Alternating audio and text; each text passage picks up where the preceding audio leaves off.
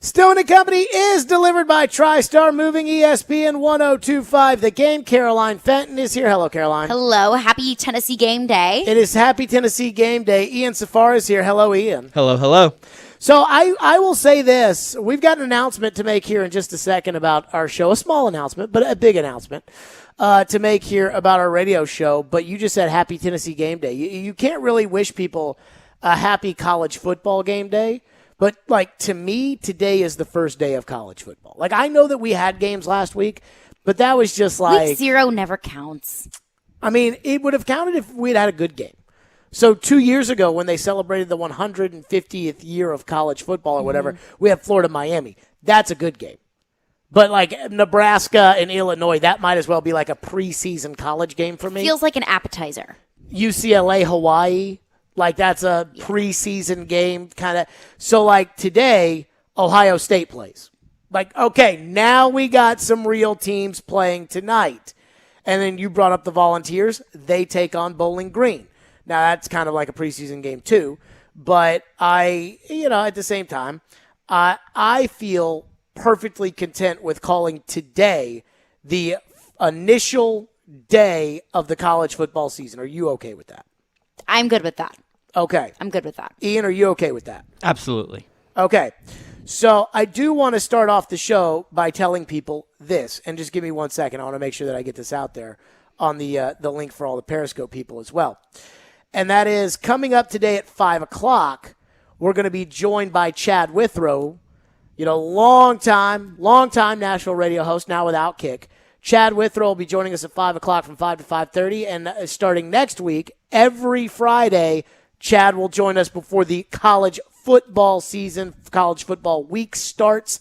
We'll have him on from 5 to 5:30 every Friday throughout the college football season and, of course, the Titans season, because let's be honest, we need to get those takes on this show and in the Nashville radio airwaves as well. So I'm really looking forward to that since, as Caroline brought up, there is a big Tennessee Volunteers football game today. We'll get to the Vols game in just a second, but I am really excited that we're adding Chad. I said this when we had him on the show a couple of weeks ago, and it was that I was 16 years old, and he asked if I would be like a roving reporter for the high school football show that they did.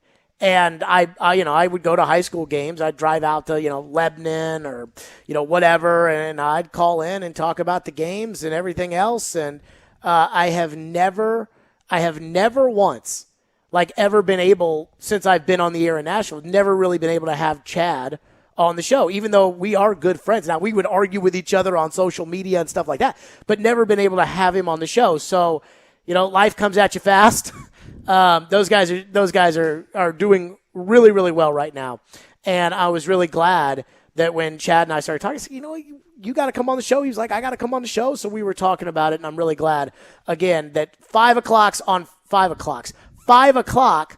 Fridays going forward, Chad Withrow will be on our show getting you set college football and, of course, the Titans as well. I want to start with this as far as college football is concerned. We got to make playoff predictions. I don't know if you guys have done this. I know I have. And by you guys, I guess I'm kind of only referring to Ian here. I have been going through over the last 2.5 weeks, 3 weeks, been going and just seeing, old pictures in your phone, and it's very sentimental. And there's a picture that Floyd and I did at the George Jones Museum a couple of years ago. That's where we did the show, when we did the pregame show. And we did a show, I think it was on this Thursday, that started college football, and we made our picks for the playoff. And in that, I wanted to be different. I didn't want to just, Alabama, Ohio State, Clemson, and Oklahoma. I didn't want to do that. Groundbreaking. So I was like, okay, which schools could knock off, this year? And I really liked Sam Ehlinger, the quarterback at Texas. And I predicted in 2019 that Texas would make it to the college football playoff. And boy, did he just. Now, here's what I said. I said, if they can get past LSU in week 2, I see Texas winning the Big 12. I see Texas going all the way to the college football playoff. Now, I said if they could get past LSU in week 2, and I didn't think LSU would have an all-time generationally great college football team, which, of course, they did. And so they didn't get past LSU in week 2, and I got the business. But that's what we're doing today, is we're making college football. We're going to pick our 4 playoff teams. But there's one caveat to this, which makes it not a fair projection. You can't have Alabama, Clemson, Ohio State, and Oklahoma in the playoff. One team has to go out, and one team has to come in. Because we had Trevor on the show. Trevor Mattich, ESPN college football analyst, joins us every Tuesday. Trevor was on Tuesday. I said, Trevor, give me your college football playoff teams. And Trevor said, Alabama, Clemson, Ohio State, Oklahoma. It can't be those teams. For the sake of the sport, it can't be those teams. Is it likely that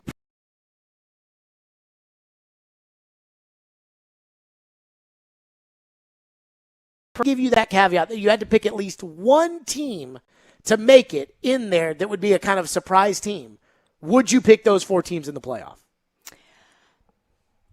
I don't think I would have. Honestly, I would have picked 3 of the 4. Really? Yes. Okay, well, take us through your logic. So I can just take you through my 4 teams.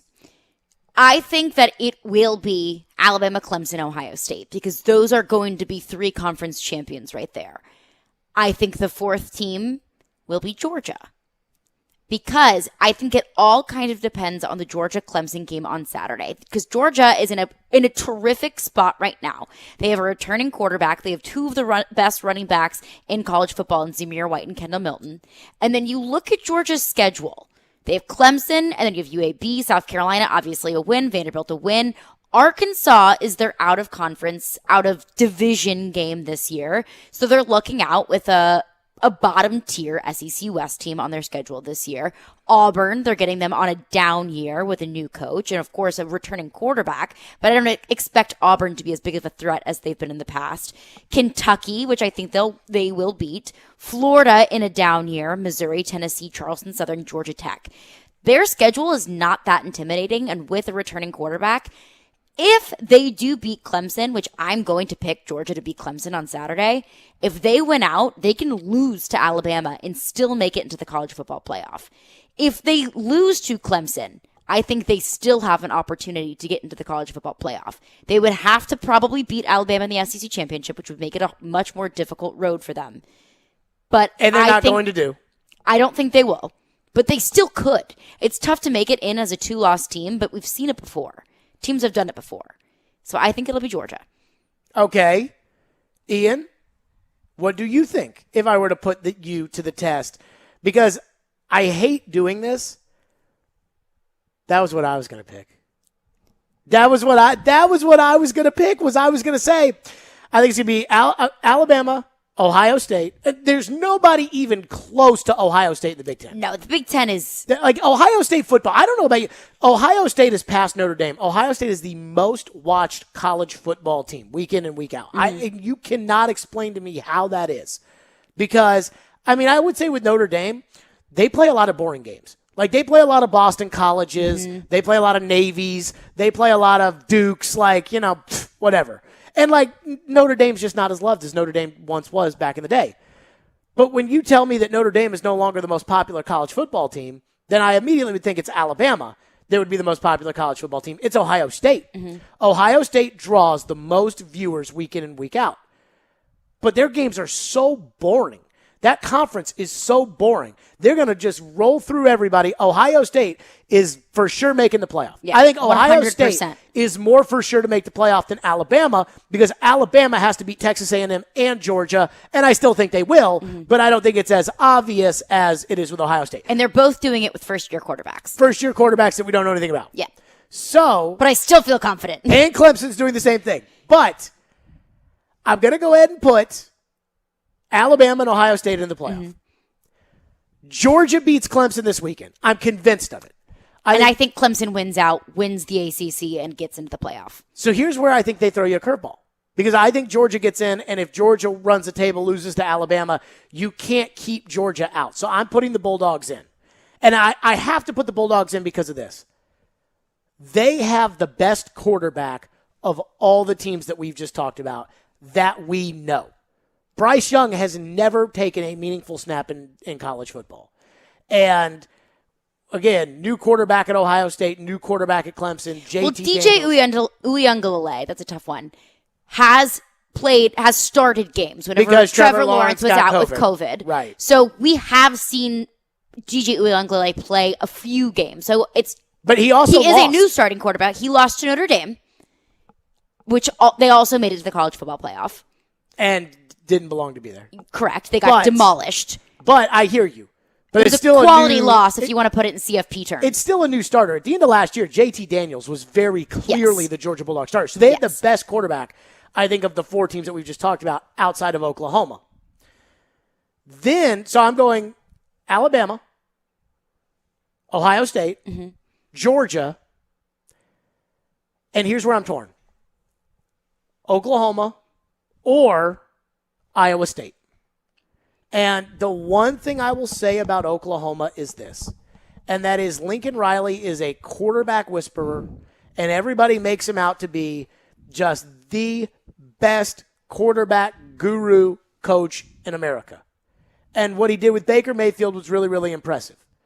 But Kyler Murray was a top recruit at quarterback. Jalen Hurts was a top recruited quarterback. You don't start at Alabama as a true freshman and play in the national championship game if you weren't the top recruit or a top recruit. Spencer Rattler, they say that he is perhaps him and the kid from North Carolina are apparently the 2 guys Sam going Howell. into this year that are supposed to be, the 2 quarterbacks will be taken at the top of the draft. But I just don't feel like Oklahoma is as good as they've been over the last couple of years. And this is really where, Lincoln Riley's recruiting and recruiting catches up with you 2-3 years out. Not as soon as you take over and you win, that was your recruiting. It's never been that way. Iowa State's a good program. Iowa State is a good program and with they got a veteran good coach. quarterback and a veteran running back coming in. So I'm torn. And so when you said Georgia, I said, okay, I can go with that, go with Georgia. But I'm thinking about taking Oklahoma out and putting Iowa State in. I think it depends on that Iowa State-Oklahoma game. Because it feels like that's it. When it comes down to the Big 12, that's who it's going to be. Is either Iowa State or Oklahoma. It's not going to be Texas. Texas stinks. Texas is not good. It's not going to be Texas. It's not going to be Baylor. It's not going to be TCU. It's not going to be, anybody else in that terrible. And the game is November 20th in Norman. Right. So that you'd have to kind of lean Oklahoma. I'm going to put Iowa State in. Just because I want it. Just because I want it. I don't want college football to be the same 4 teams every year. And we know it is. And we know, you and I both know, if that's the college football playoff, either of our projection, you are going Alabama, Ohio State, Clemson, Georgia. I am going Alabama, Ohio State, Georgia, Iowa State. You and I both know what the national championship game is going to be. Yeah. It's going to be Alabama, Ohio State. Right. And I don't want it to be. I really don't want it to be. So I'm hoping this is like 2019 when that LSU team came out of nowhere and all of a sudden was like, yeah, they're not a top 15 team. They're the best team in the last 15 years. And I'm hopeful that we get some kind of team like that this year that kind of bucks the trend. And I'm hoping that it could be Iowa State.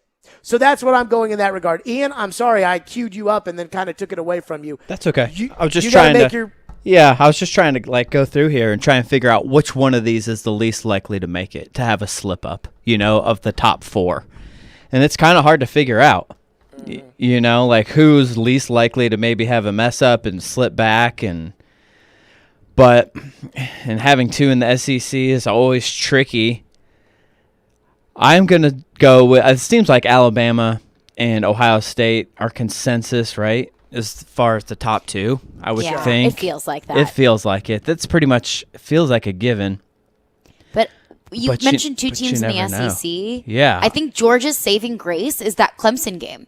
Because if they just played a regular SEC schedule with the regular cupcake games at the beginning of the season and then lose to Alabama in the SEC championship, I think they would be left in the same position Texas A&M was in last year, where they're right at that 5-6 level, right on the cusp of the national championship or the college football playoff. but they don't have that statement win. But if they beat They can Clemson, beat Clemson or put up a good showing. right, exactly. Yeah. No, I mean, it makes sense. So the two, man, this is tough. I'm going to go Clemson and Georgia as well. Okay, there you go. And that's kind of depressing. I was hoping we'd have a little bit more college football. You know, and that's one of the things that bothers me with college football. We talked about it a couple weeks ago. It feels like college football is not the same anymore. Although Trevor is very high on Cincinnati as a dark horse. I don't. Yeah, I hear he said that, and I was like, he said it multiple weeks. It's multiple He weeks. has. He said, well, Cincinnati plays Notre Dame, but that's their one good game on their schedule.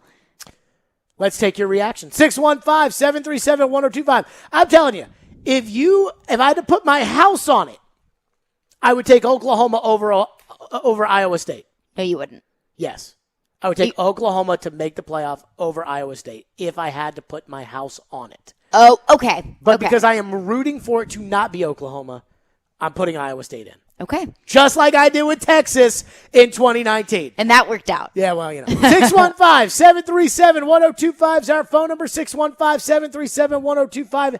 Your reaction as college football really starts today. The TD Power Hour coming up at 3 o'clock.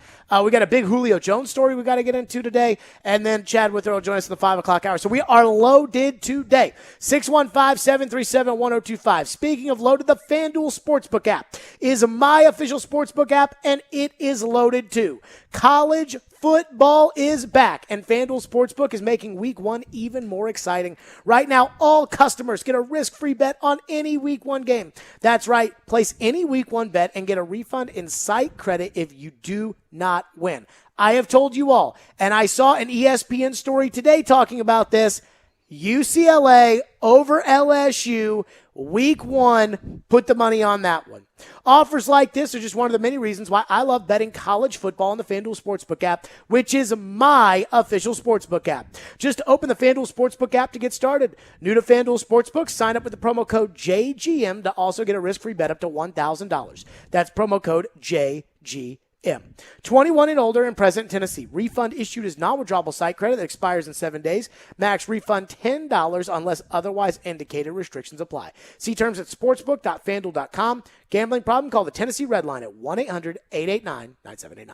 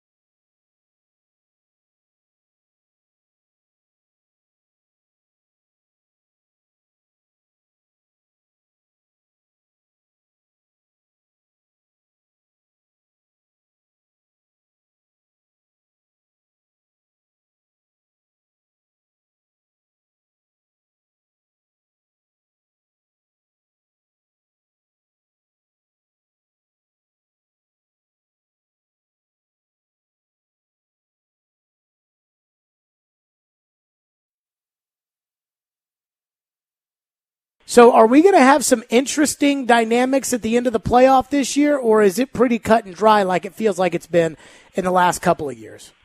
No, there will be one interesting dynamic, maybe two. But I think it's going to be Clemson, Alabama, Ohio State, Oklahoma. In that order? Yeah, I think that's going to be the order. The thing about Oklahoma is that the toughest win for them in the Big 12 is going to be Iowa State. And that's one of the caveats. If Iowa State sweeps and is an undefeated Big 12 champ with probably 2 wins over Oklahoma, regular season and then in the championship game, then it really will be about impossible to keep them out. But one thing that I think is Texas A&M, if quarterback is good enough, if they can replace Kellen Mond with enough production there, they have a puncher's chance because they have one of the best defenses in the country. There you go. That was Trevor Maddich. Now, I've had a college coach that told me around SEC Media Days that said A&M, forget about them. No shot. And I was like, really?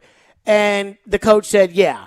Goes, people are going to look at A&M as the second best team in the SEC or the SEC West for sure and say, well, if A&M can just get there with Bama, and this coach told me, I know all the players on both teams, it's not even close.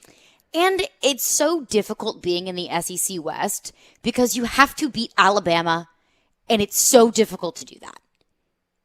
Well, it's not just difficult to beat Alabama, but you have to do that, and then you'd have to beat them. You know, you wouldn't have to beat them again, but then you'd have to beat Georgia, and you have to, I'm just saying, the biggest problem with beating Alabama for an A&M team is that in the trenches, they're not as good as Alabama.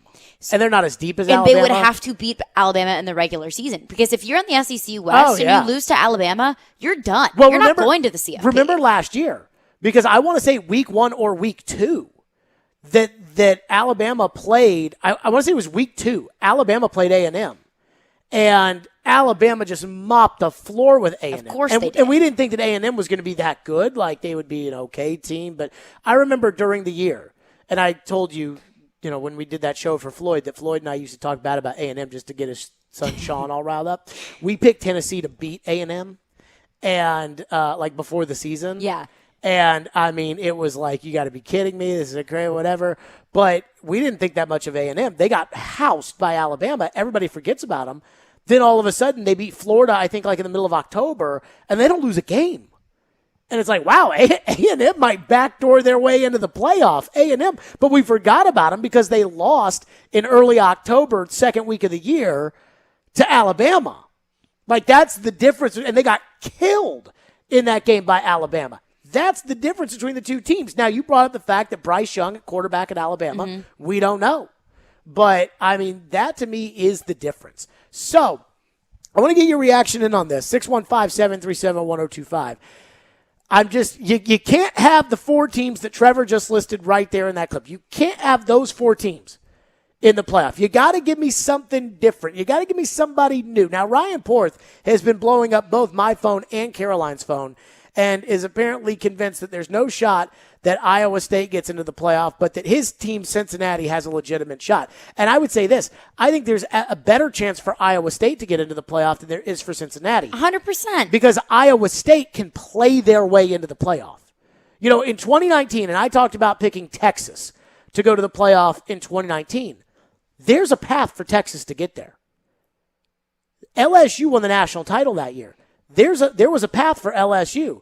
It involved beating Alabama and beating Georgia, and all of Texas. A sudden, you're in. There was no, that LSU team, once they beat Alabama, they were in. And to our point earlier, that's how difficult it is to be in the SEC West and to beat Alabama. That LSU team was one of the best college football teams, maybe of all time. And they definitely did it. Of the last 20 years. That's what it takes. Right. And now that team that team smoked everybody. That team, It wasn't like the LSU team that beat Alabama in 2011 and then lost to them in the BCS title game, where it was kind of sneaking by. I mean, that was in Tuscaloosa, embarrassing Alabama. And that's how good that LSU team was. And I'm not saying Iowa State's going to be that good, but again, that LSU team could play their way into it. Whereas I don't think Cincinnati or any group of 5 team, until the playoff expands to 12 teams, I don't think anybody can play their way into it.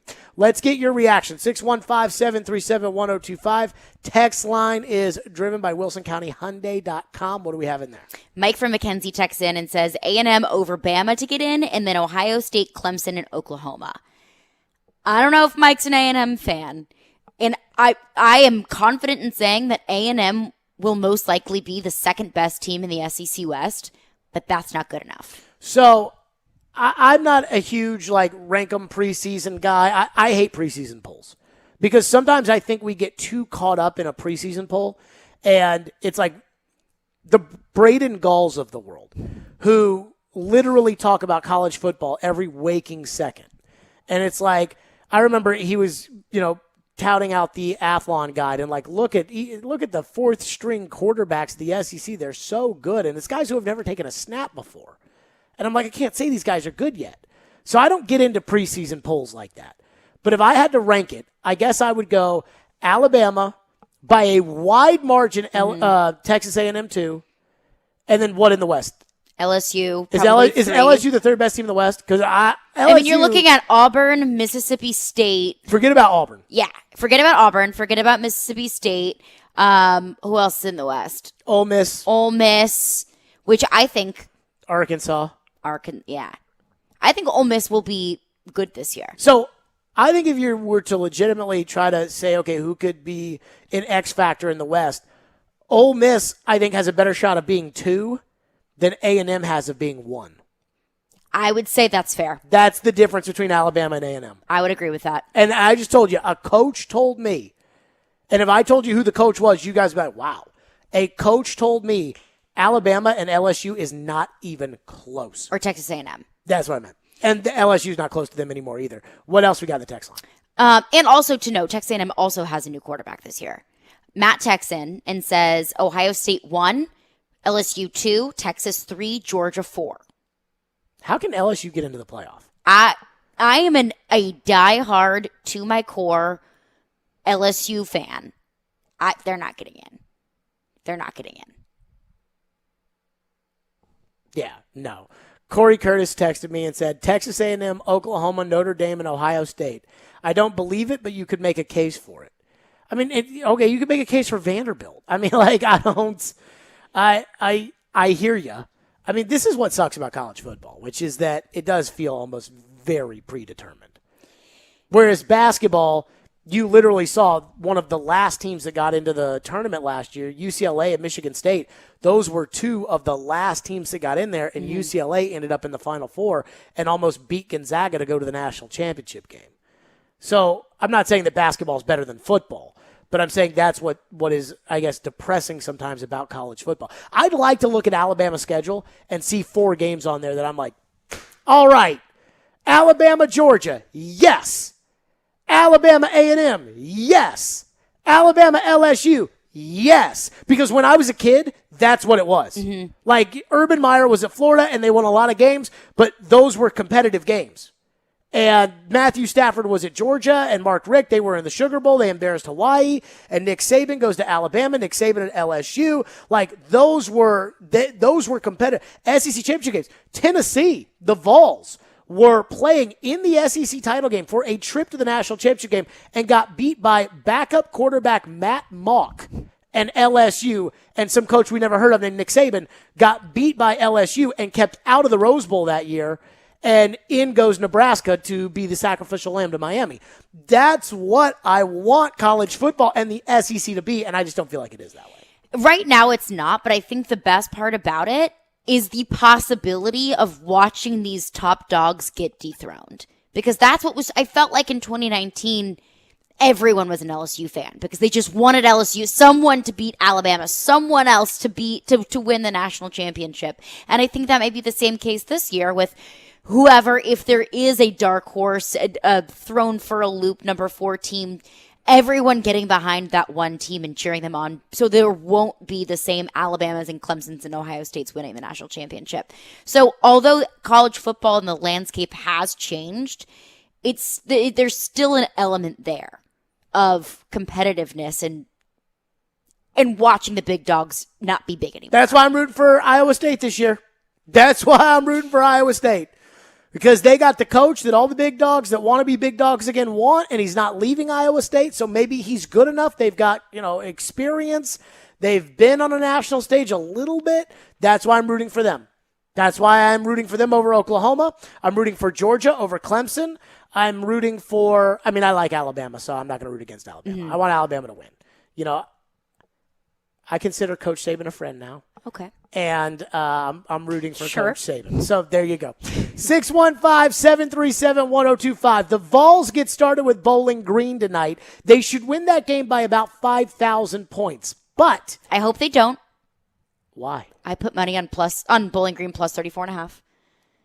Your dad would be so upset. I know. I'm sorry, Dad. So upset. He's on a plane right now, so I don't think he's listening. Going to the game? He is going to the Northern Arizona game. Why? One of his good friends is the head coach in Northern Arizona. Gotcha. Yeah. So anywho, that's in Flagstaff, right? It is in Flagstaff. Oh, for 3.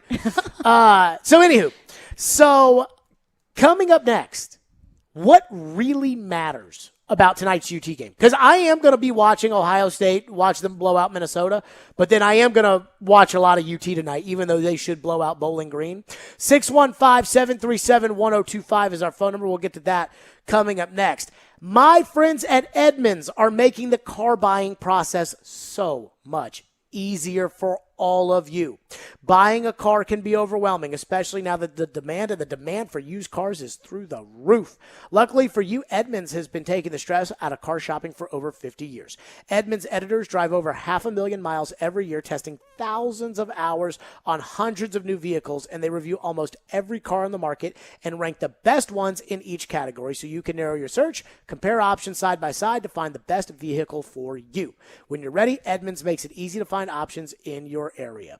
Edmunds editors document driving and maintaining vehicles over the course of 20,000 miles. Not just a little test drive, 20,000 miles in the first year of ownership. They report red flags, routine issues, ins and outs, and everything else you need to know. Edmunds is here to guide you to your perfect vehicle. Visit Edmunds.com to see their best car rankings and search for vehicles near you. That's EDMUNDS.com. For cars, there's Edmunds.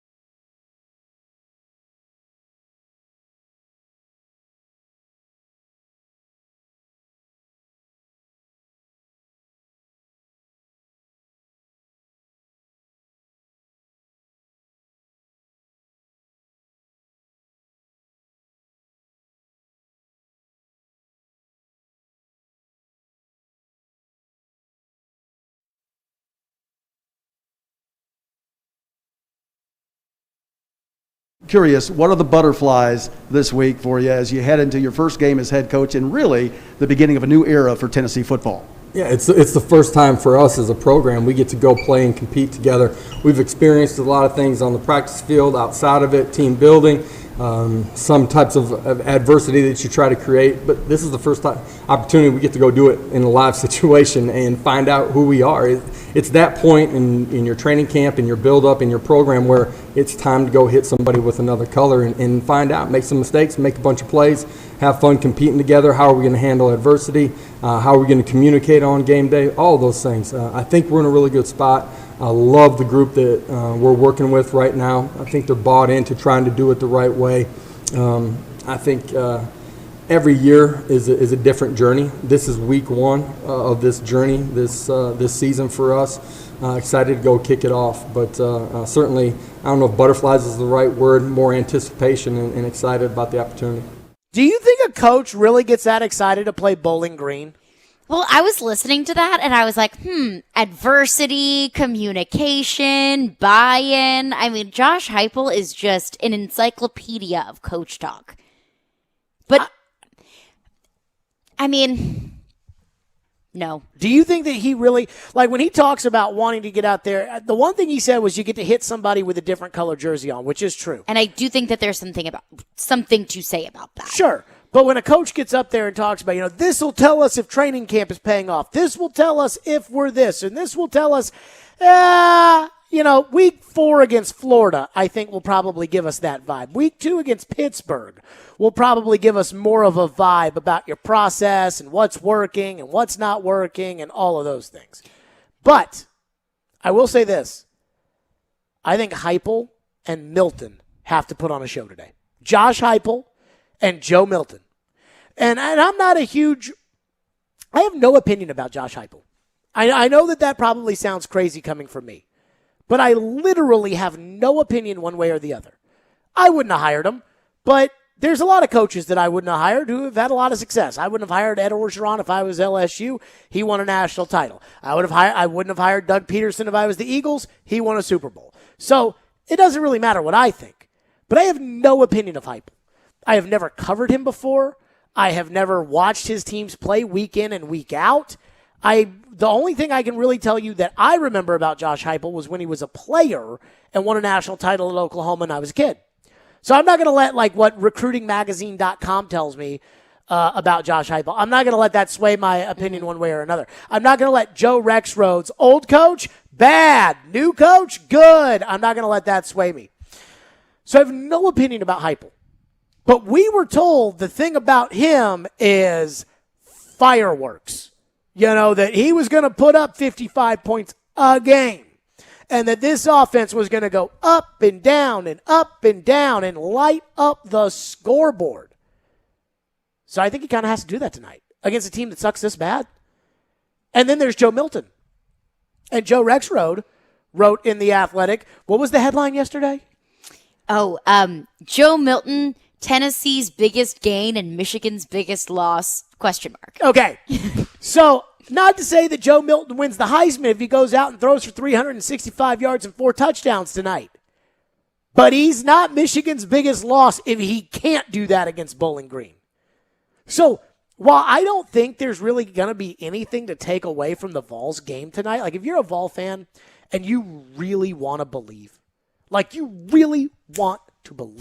and I'll give Vols fans credit because there's not a lot of anticipation or excitement about this season. They have not, by any means, thought, this year we could be good, other than, no offense to your dad, but. Yeah, my dad's going to be optimistic no matter what. But, if they go out there and they beat Bowling Green by, a field goal tonight, oh my God. Oh, the panic. Oh my goodness. And it would be fair to panic. Absolutely, it's fair to panic. This Bowling Green team is terrible tonight. But when you say there's nothing to take away from it, I disagree. Because if the Vols put on a show tonight, I'll say that's what they're supposed to do. Sure.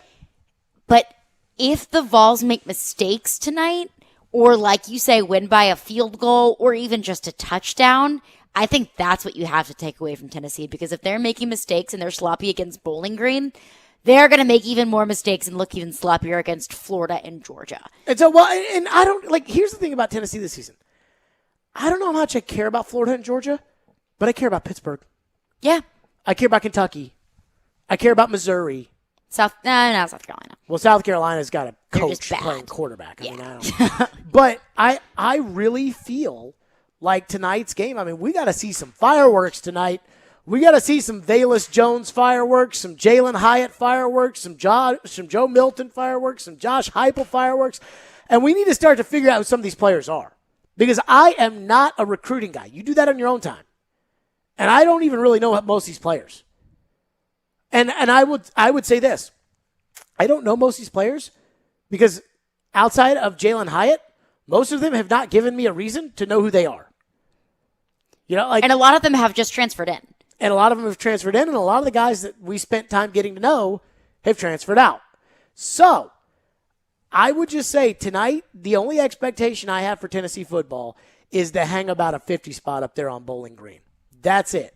I mean, Trevor was on the show Tuesday, and he was talking about how bad this Bowling Green team is. I think he said that they were 0-5 last year in the 5 games they played, and they didn't win a game the year before that. So, like, the last time that they've won a game was, like, at the beginning of 2019 or something ridiculous like that. And so, you get Cupcake City for week 1. I would say absolute panic if you don't just clown them tonight. I also wonder this. Do you think Heupel wants to start off with a cupcake, or do you think he'd rather have an energizing game to go up against week 1? Jeremy Pruitt, his first game at Tennessee, when they had a bad team like this is supposed to be a bad team, they played West Virginia in Charlotte, and that was a 3:30 CBS game.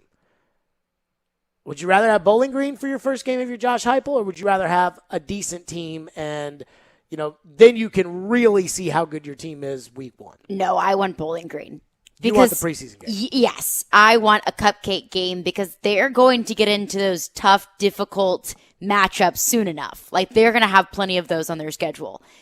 Get a cupcake in, get your feet beneath you, put up some stats, put up some numbers, please the fans early on, and then you can get into the tough games later on. But I think that Josh Heupel and the entire Tennessee football staff is kind of breathing a sigh of relief because we can beat Bowling Green, fix any problems that we might see against Bowling Green, and then get to our tough opponents. Let's go to your phone, 615-737-1025, text line driven by WilsonCountyHyundai.com. What's in there, Caroline? Adam in Portland texts in and says, I'm excited to watch the Vols tonight. I was also excited to watch the Jeremy Pruitt and Butch Jones Vols. I'm a Tennessee guy, however. I'm not placing a single Vols bet this year. They could win 2 games or 10. I have no idea. By the way, I'd like to just say for the record, Robbie and Rex Road, remember how many weeks ago was it that I said there's absolutely no excitement for Tennessee football this year for the season? Yeah. We've established How many weeks ago was that? Probably like a month ago. So probably 4 or 5. Yeah. And Joe was talking about, you know, I think these fans, when it gets close to kickoff and they're talking about Velus Jones and I think they're going to get into it. And I'm like, I think Vol fans are going to be pretty measured this year. And then Robbie Stanley said that, well, if the Vols go 3-0 and are getting ready to play Florida at 3-0, then I think Vol fans will be excited. And I heard that. I said, I didn't say that there's not excitement if they're 3-0. I said there's not excitement right now. Mm-hmm. I have to give Vols fans credit, and I think that text is a perfect example. Because they say, look, I'm not putting a bet on a Vol game this year. I have no idea how to feel about this team. I want them to win. I'm a big fan. But I think Vol fans are kind of there where it's like, I hope, not the we're going to go, I hope. I've heard a little bit of that today. I hope. But you've heard a little bit of the, I'm sure it's not the, we're going to go beat Bowling Green because they suck really bad. No, it was, I can't believe we're going to win the national championship this year. Who said that? My friend Gaines. We're going to need to know more about Gaines. I'll fill you in on Gaines Henson. But I would agree with you that the overall tone of Tennessee fans is, can we just not embarrass ourselves this year? Can we just get a few wins? That's the overall consensus. They'll win big tonight. 615-737-1025 is our phone number here on Stillman & Company, 615-737-1025. The TD Power Hour comes your way at 3 o'clock. Coming up next, a Titan great decided to hang it up today. We'll discuss. Stillman & Company, it's ESPN 1025 The Game. Join us in partnering with the Leukemia and Lymphoma Society's Light the Night. Light the Night brings light to the darkness of cancer through hope, research, and support for patients and families. Through this inspirational nationwide movement, we raise awareness and funding for groundbreaking research and treatment options to eliminate cancer. Nashville's Light the Night will take place on November 5th at Nissan Stadium. Register and learn more at lightthenight.org/TN.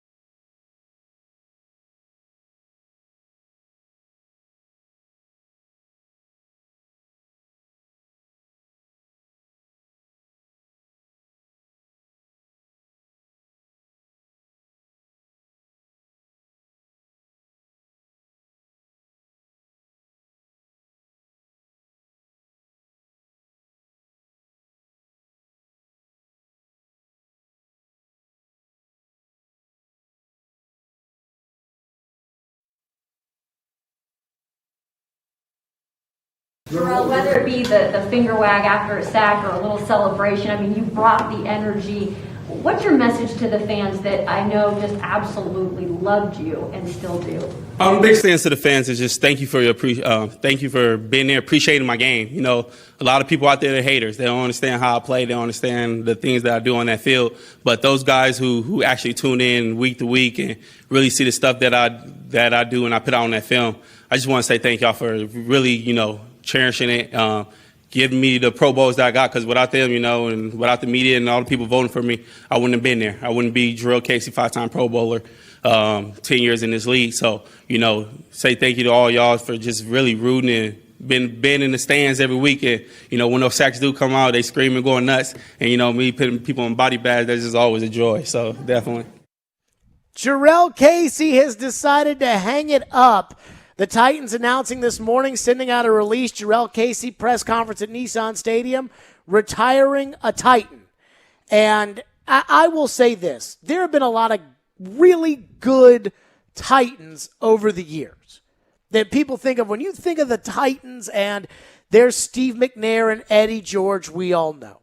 Then there's other guys that had a good couple of years here or there. Javon Curse had a good 3-4 years with the Titans. Kevin Carter had a good couple of years with the Titans. Albert Haynesworth had a good couple of years. Blaine Bishop had a great career, more so as an Oiler, and then a really solid 3 years with the Titans. Frank Wycheck kind of the same way. But those are the old school Titans that we remember. Derek Mason, Brad Hopkins, Keith Bullock. And then what I'd like to call the post-Floyd era of the Titans was not a very pretty picture. I mean, it was bad teams. Those Mike Munchak teams, they went 6-10 in 2012, in which I thought Jerrell Casey, his second year in the league, I thought Jerrell Casey was by far the best player on the team, and it wasn't even close. And they went 6-10, and that was the worst 6-10 team I have ever seen in my entire life. That team could not get out of a paper sack. They were so bad. And then you make matters worse by bringing in Ken Whisenhunt. And they bring in Whisenhunt, and they can't get the quarterback situation figured out for forever, and they're running out Zach Mettenberger, and they are just the joke of the league.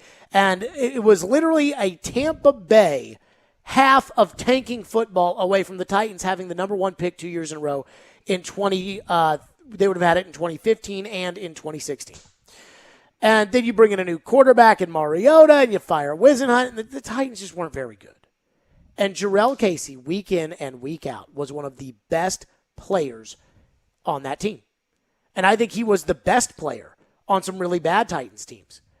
And when Mike Mularkey took over as head coach of the Titans, and I think Mike Mularkey did a really good job, and I think when we discuss culture of the organization or turning it around, I think we shouldn't forget Mike Mularkey's place in that history. But he had to rely on veterans to help this team get turned around. And the excitement of those guys, not just the young guys, the Byards, the Henrys, the Lawans, the Mariotas, but more so those veteran players to kind of tell guys to get excited to say, we haven't been there before, or we haven't been there with the Titans, and we need to get there. And Jerrell Casey was that guy. And Jerrell Casey was a great leader. And so I've talked a lot, I know, over the last couple of years about the Ring of Honor and how I believe Jeff Fisher belongs in the Ring of Honor and he's going to be in there, and Floyd Reese belongs in the Ring of Honor and he's going to be in there, and Keith Bullock belongs in the Ring of Honor, and I hope one day he gets put in there.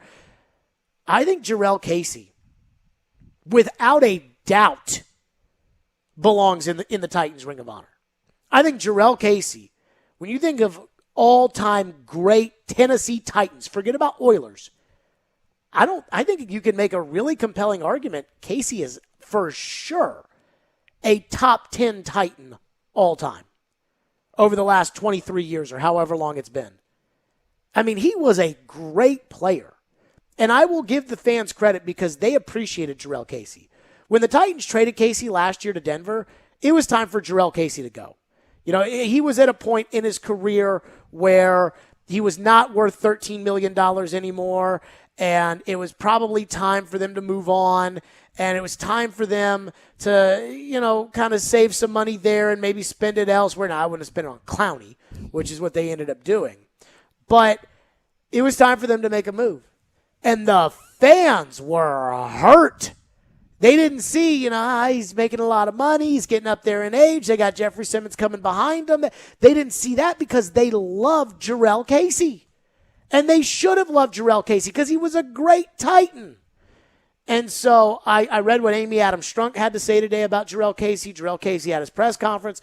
I just think one of the all-timers, when you think of this organization and what they've been through, I think we got to give credit to a guy that was a part of something that was really bad, and he always played his heart out, no matter how bad the Titans were, played his heart out, and was able to be here for the turnaround, and got to the AFC Championship game, and today decided to retire a Titan.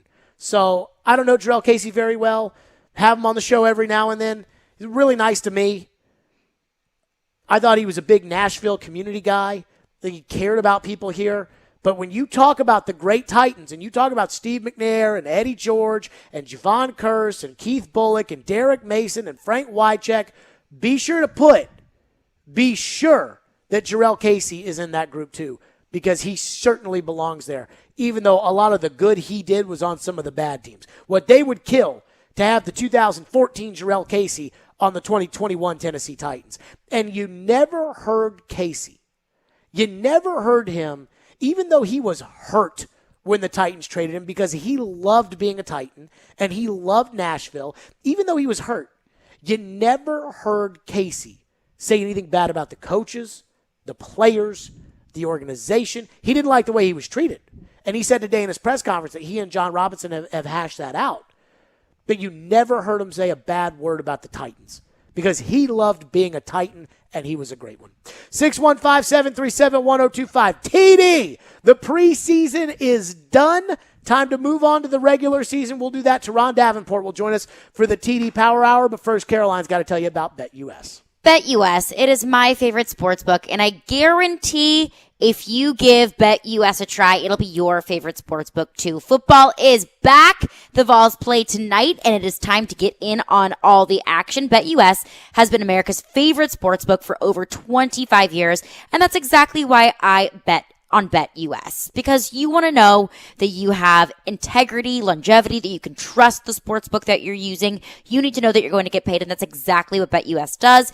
And they offer live betting, MMA, golf, horses, esports, all kinds of crazy bets. Whatever you want to put money on, they've got it. Call BetUS today, and they'll walk you through setting up an account. Their number is 1-800-79-BET-US. 1-800-79-BET-US. Nobody in the industry gives bigger bonuses than BetUS. So join now. Mention GAME, G-A-M-E. You can get up to 200% in bonuses on your first deposit. Nobody beats that. Best in the industry. I bet at BetUS. So should you. So go now to BetUS.com. Join today. Put in promo code GAME for 200% in bonuses on your first deposit. That is BetUS.com.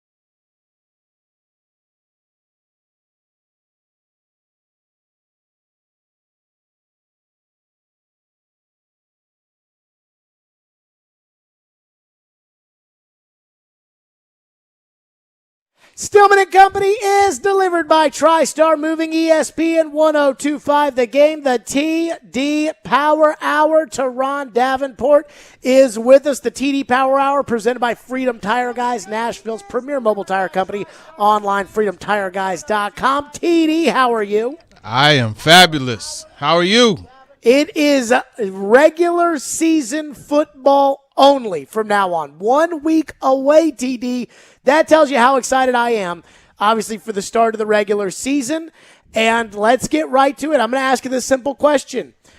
I think you had high expectations for the Titans, as we all did, going into training camp. You were at every practice, covered every preseason game. You've now seen the final roster cuts. How do you feel about the Titans as they get set for Arizona next Sunday? And how do you feel about the Titans and what they accomplished in training camp? The big thing is right tackle. That's my question mark, is right tackle. What's going to happen there? As you know, at one point, I had said Dylan Radunz probably by week 4 would get the job. That was my projection. Well, that doesn't really look like that's going to happen, because when you hear Mike Vrabel talk about the right tackle position, Radunz, his name isn't even mentioned. So I think that is obviously something to be concerned about. That's something where it's a question mark, long story short. But overall, I think it is still pointing up for them. When you look at this offense, what are you going to do? Like, what are you going to do against this team? Right? I mean, you want to stack the box? Okay, no problem. You got 2 horses on the outside, and you got a pretty nice trigger man getting them the football. Okay, you're going to focus on that? Well, you got a Nissan Titan in the backfield ready to run. So I think the offense is going to be potent. I just want to see just how they're able to develop that chemistry, and this is something that I'm kind of honing in on. And when I say develop that chemistry, I'm talking about Julio Jones and Ryan Tannehill. On the field chemistry, being able to get that feel for each other in live game action. I don't think it's going to be a problem. I think it's just going to be a process, and that's something that we'll see how that works out. But, yeah, defensively, look, you love the way the secondary is playing. Elijah Molden has really shown, and he's a guy that I did say, in my opinion, will be the starting nickel, and it's trending towards that. Keith Fulton, I said that he's the one – they wanted to be the right corner. He's there. Jack Rabbit Jenkins, what he's playing with, the energy and effort that he's showing in practice is rubbing off on everybody. So I think all of it is good. There is a bit of, disappointment that your first 2 picks in the draft may not have as much of a contribution early. But when you draft players, it's not just for one season. It's for a career. TD, you brought up Julio Jones, and I would say with Julio, we didn't see him do much in the preseason, and I think they probably wanted Julio to do more, and then Julio got hurt, and then Tannehill got COVID when Julio came back. Yeah. And you brought up the chemistry that they're going to have to develop. That will take time.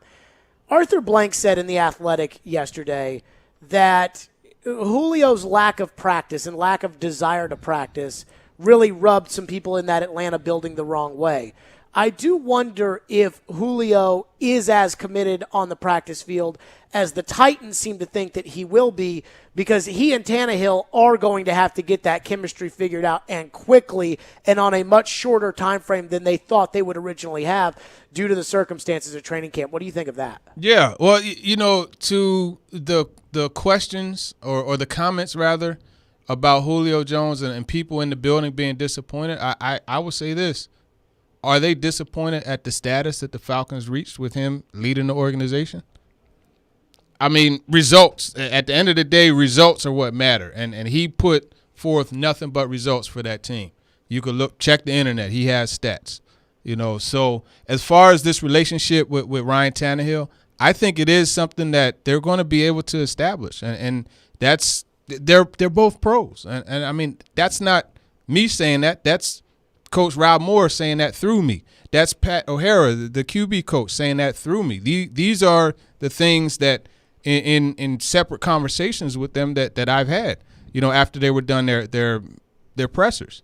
And I'm going to go with the people who are coaching them. You know what I mean? And, yes, there is going to be a little bit of a hiccup there where, a corner maybe playing this way, and when he's playing this way, Julio Jones is going to break that way, and Tannehill may expect him to break the other way. You know what I mean? Come out of his break a little bit differently. But those are things that you patch up, and you just, as a Titans fan, as a player, as a coach, or anybody that has a vested interest in the team, you hope that one hiccup isn't a major turnover, it's just an incompletion. And those, in my opinion, they're gonna happen early. But once that thing clicks, I think it's going to be tremendous. And then remember, you always got 11 on the other side. What did you think about Anthony Ferkser in training camp so far with he and Tannehill? He practiced almost every single day, if not every single day. I know Vrabel put out Jeff Swaim as the starting tight end on the depth chart, but we know who tight end 1 is. But the tight end room, it looks like it's going to be Ferkser, Swaim, Stocker, and Tommy Hudson. There's going to be a lot on Ferkser's plate, especially on third down. What did you think he showed, given that he walked into training camp with something to prove to all of us? Quiet. Definitely quiet. And I wasn't used to that, right? Because I was used to seeing, and you, are used to seeing as well, he makes plays. I mean, he makes a lot of catches, and you didn't see that as much. I don't think that it's like a warning or a trouble sign or anything like that. It just has been quiet. That's what I think about him. But I will say, physically, even upper body-wise, he looks like he's a bit bigger, but especially in his lower body, which, in my opinion, is probably done for him to develop better as a blocker and be stronger to go against these guys he's going to have to go against. I just wonder if that has taken away some of his quickness, because if you remember, top of the route, like that guy, he got the Allen Iverson in him. You know what I mean? Like he'll cross you over and get open. So I just want to see game time, just how that's going to be going against those guys, and if he's still going to be as difficult to cover as he was last year. I think, I always do this every year before training camp, and I think I'm going to do it at some point next week, which is kind of the ranking of where I think Ryan Tannehill trusts pass catchers on his team. Because I think AJ is obviously at the top, and Julio walks in with, this aura of trust, even though they haven't spent a lot of time together. I think you make the argument Ferkser is probably 3 on that list after those two guys. Josh Reynolds did not impress in training camp, though he does have a spot and has a track record of success. Chester Rogers did impress in camp, and I think he's somewhere on that list too. But when it comes to Arizona, your point, he hasn't had a ton of time to get that chemistry in check with Julio. We know AJ's the number 1 guy. I think Tannehill is going to be getting the ball to Anthony Ferkser a lot early because we do know how much he trusts Anthony Ferkser. Yeah, and it's not just the trust. It's the way he gets open, and it's the routes that he runs. A lot of those routes are there, and that's one of the reasons why quarterbacks typically love tight ends, right? Because these guys work the middle of the field. They're working between the hashes and doing that type of stuff. It's an easier throw for them. So it's a more like a higher probability with the completion. So, yeah, I think he is going to go to him a lot. And, we know you look back to 2019. Look at the Patriots game, right? The playoff game. One of the few touchdowns in that game was who? Anthony Ferkser, in the red zone. And that's something that Mike Vrabel said.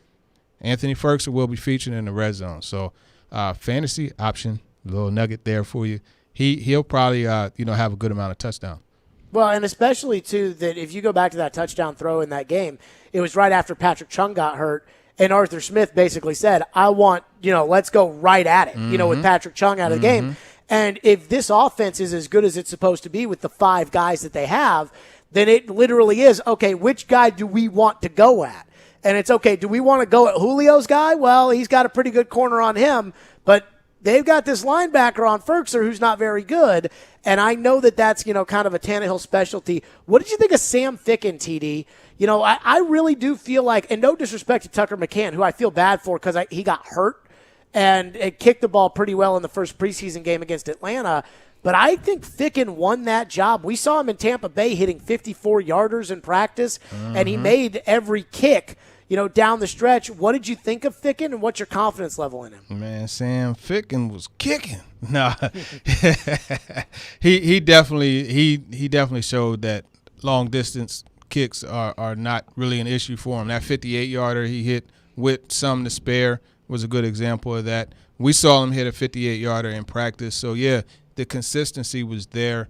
I just want to just see how he can maintain these extra points because he's had issues with that in the past. And it's just very interesting, the psyche, right, that some of these kickers go through and develop. You know, it's just kind of like he had the yips there kicking the extra points. So let's see if he can stay away from that. Overall, I think he definitely is serviceable. I know there were some questions about him, you know, getting touchbacks on kickoffs, but I believe that was something that they were doing intentionally so they could get a better look at the coverage team. Mm-hmm.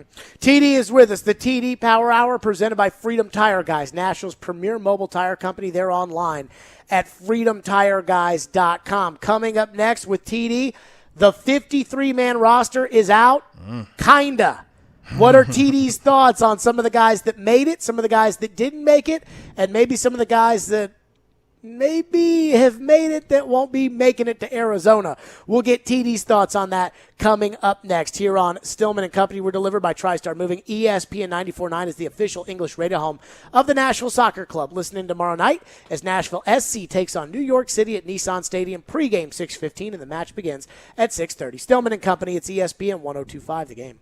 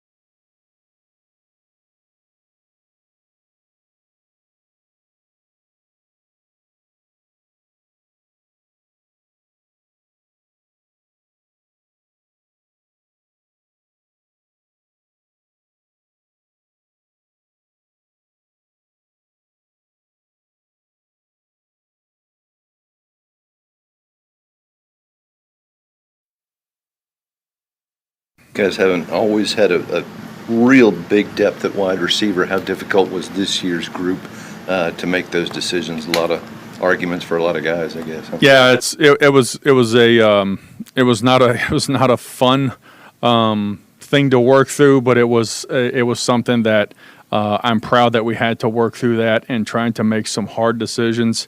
I'm excited that Mason Kinsey's back. I mean, I thought he had a heck of a preseason, and he's grateful for the opportunity. But all of those guys, we were fortunate to have some depth there at that position, and we're going to need guys at some point. It's like I said, it's the same thing with when we're talking about the quarterback position. You're going to need guys to step up at some point, and fortunately for us, we've got some depth there and can lean on those guys. That was John Robinson on the wide receiver position. TD with us for the TD Power Hour, presented by Freedom Tire Guys, Nashville's premier mobile tire company, online at freedomtireguys.com. TD, Chris Sanders was blowing my phone up on Tuesday when they were making cuts, and he couldn't believe it because Mason Kinsey got cut, Josh Reynolds stayed, and then Chris came on yesterday to express his displeasure with the Titans' decision in that regard. But the initial 53-man is out, and then as soon as they were able to add Corey Levin, Matt Barkley ends up going and ending up on the practice squad. But there's still a lot of guys to bring back: Tannehill, Ben Jones, Nate Davis, Harold Landry, etc. And so there will be some other guys who end up not making it. What were your initial thoughts on the 53-man roster and kind of your secondary thoughts for where the Titans could head with this next? Well, initial thoughts, I was really surprised at how many defensive backs they kept. So that was something I was surprised at. 6 safeties. That's why I asked Coach Vrabel about that yesterday, and he kind of got into just all the things that they're required to do, how critical a safety is to the defense. But I don't think they're going to keep 6 for the duration. So definitely the DBs. Chris Jones, he popped a few times during practice, but I didn't think that he would make it. Bradley McDougall, the safety there, I was surprised that he made it as well. But, hey, I mean, more power to them. So that's definitely the first thing. The second thing, well, actually, you know what? I lied. That's the second thing. The first thing, I mean, daggone, 4th-round pick that you traded up to get. Yep. And he's not on the 53-man. That was a surprise, and that's why I asked John Robinson about that, and he got into how, there are other guys, Jeremy McNichols, for example. I think he mentioned Ferkser, that kind of went through their bumps early, but then they're established players, and I get that, but those guys aren't 4th-round picks, so it is what it is. He's not on the roster as far as the 53-man, and this is something for the Nate. I almost said the Nate and TD show. For Talking with TD, I talked to Nate Washington about that, and one of the things that he said that was just absolutely right was stay ready so you don't have to get ready. And Chris Sanders, he said you get better and not bitter. So for Dez Fitzpatrick's sake, because he by the way lost a lot of money too. Check his contract compared to what it was when he signed as a draft pick. But I think for him, it is about like controlling the one thing that you can control every time you get on the football field, and that's your effort, And those are some of the things that Coach Vrabel mentioned. He touched on the blocking and running routes when your route is supposed to help someone else get open. You may not be the primary target on that play, but you still got to bust it through the middle or do some of the things that are required to do.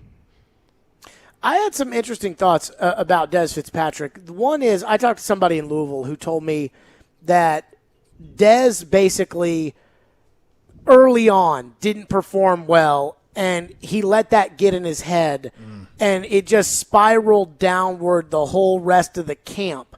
And I think the one thing that the Titans are banking on is the fact that he does have nice size, and they obviously believe in the talent more than other people because they were willing to draft it where they did.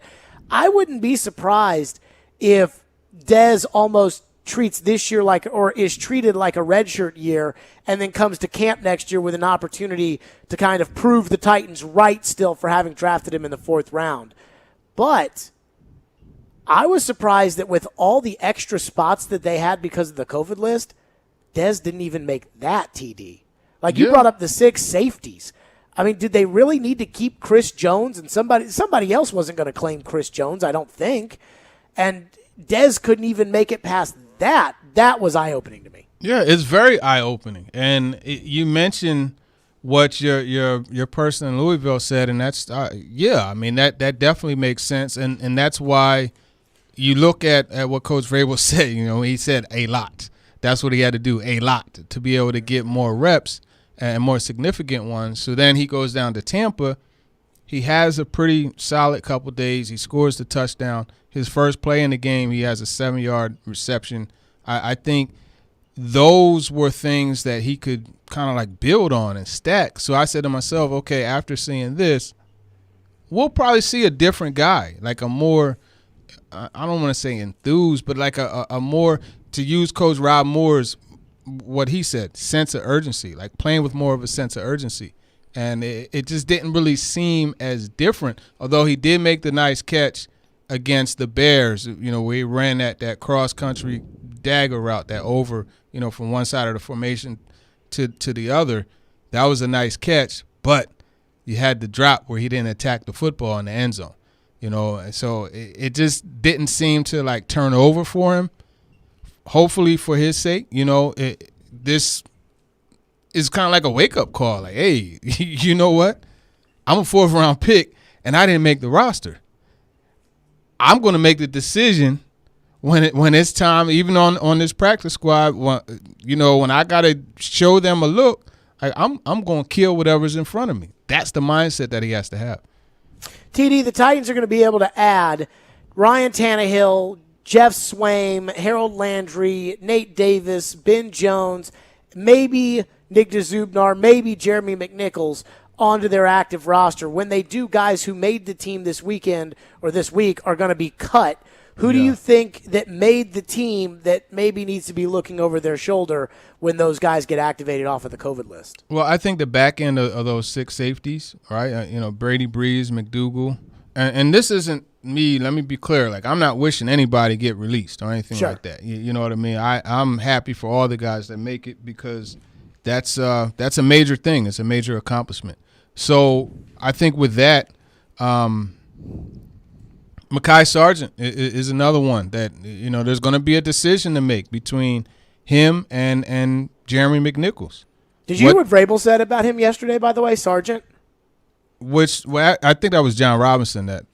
Which comment was it? So Joe asked Vrabel about Sargent's pass protection. Okay. And Vrabel said, he's not really going to be asked to do that much. And I heard that, and my head popped up because I was like, there's only one running back on the Titans who they don't ask to pass protect very much, and that guy's name's Derrick Henry. So, if you're going to be on the Titans roster at running back and you're not going to be asked to pass protect, you're either a great special teamer or you're probably not going to be on the active roster. I don't know if you heard that like I did. To your point, Coach Vrabel also mentioned his standout play on special teams. So you kind of got a little back and forth there. And I will say this, a few of the practices, they had him go over with the returners, right? And with Darrington Evans on ice, you're going to need someone else that could offer you kick return duty. What I think is going to be, Chester Rogers while Evans is on ice. But it's good to have someone else that could do that. And they had him over there with the punt returners too. So it does balance out. But I think, if you're a running back on this roster, to your point, you better be able to help out in pass pro because your best path to the field on offense is third downs. And that's where they trust Jeremy McNichols. Outside linebacker, Bud Dupree, Harold Landry will come back off of COVID, Rashad Weaver, Ola Adenahi, Derek Roberson. But Mike Vrabel on Monday, I got the impression that he plans on John Simon being back at some point and being in that rotation. What did you make of Vrabel's comments there, and what do you think about that position if Landry comes back after his bout with COVID? Yeah, I get what you're saying about Simon coming back, and that could be another area where, they carry, 5? Because right now they have 4, so that could be an area where they carry 5 outside linebackers, and that could end up, again, digging into that safety depth. It could end up digging into that cornerback depth So it's really going to be about, and that's the thing, though. That's the thing. Simon doesn't play special teams. You know what I mean? So it could get a little hairy there as far as like the value, but they could very well have, an agreement in place. Hey, we're going to bring you back, after the opener, because you know what happens if a veteran's on the roster for the opener, they're guaranteed. So there is a financial implication there. But I think if they release him, because you got Daniel Munyer too, who's hurt. I mean that could end up being an IR situation, or it could end up being a waived injury situation, especially with Corey Levin being signed and obviously having Aaron Brewer. So that those are a couple areas where they could subtract to add.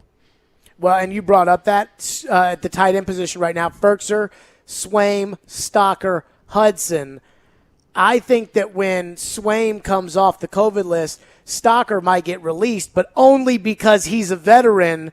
And so you go the Arizona game without Stocker, and then you sign Stocker back right after the Arizona game to not guarantee the salary. And I know to fans that probably sounds like, wait a minute, why? What?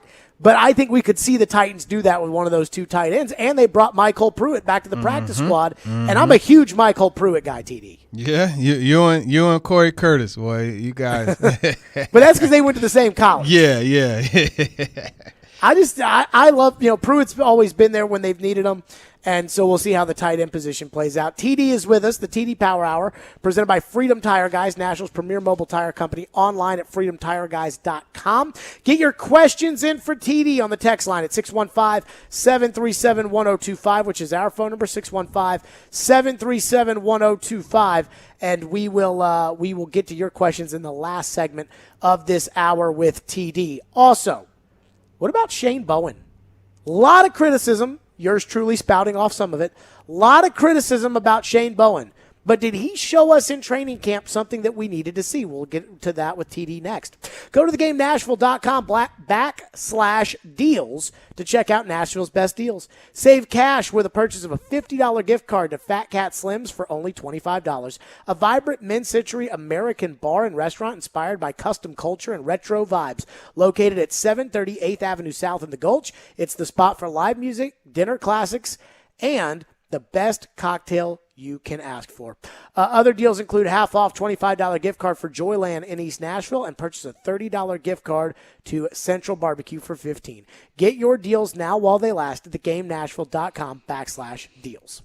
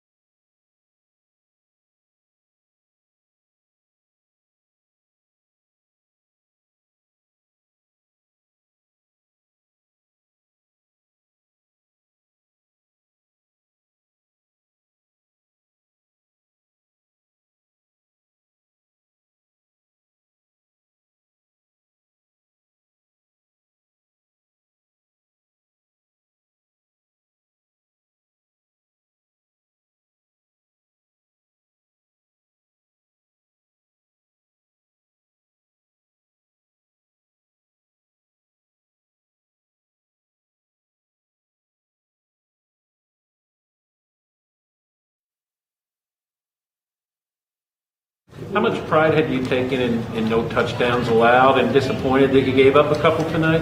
Yeah, I mean, I was encouraged with the way we've been playing. Not necessarily the points aspect of it, but the way we've been playing, the energy, the flying around.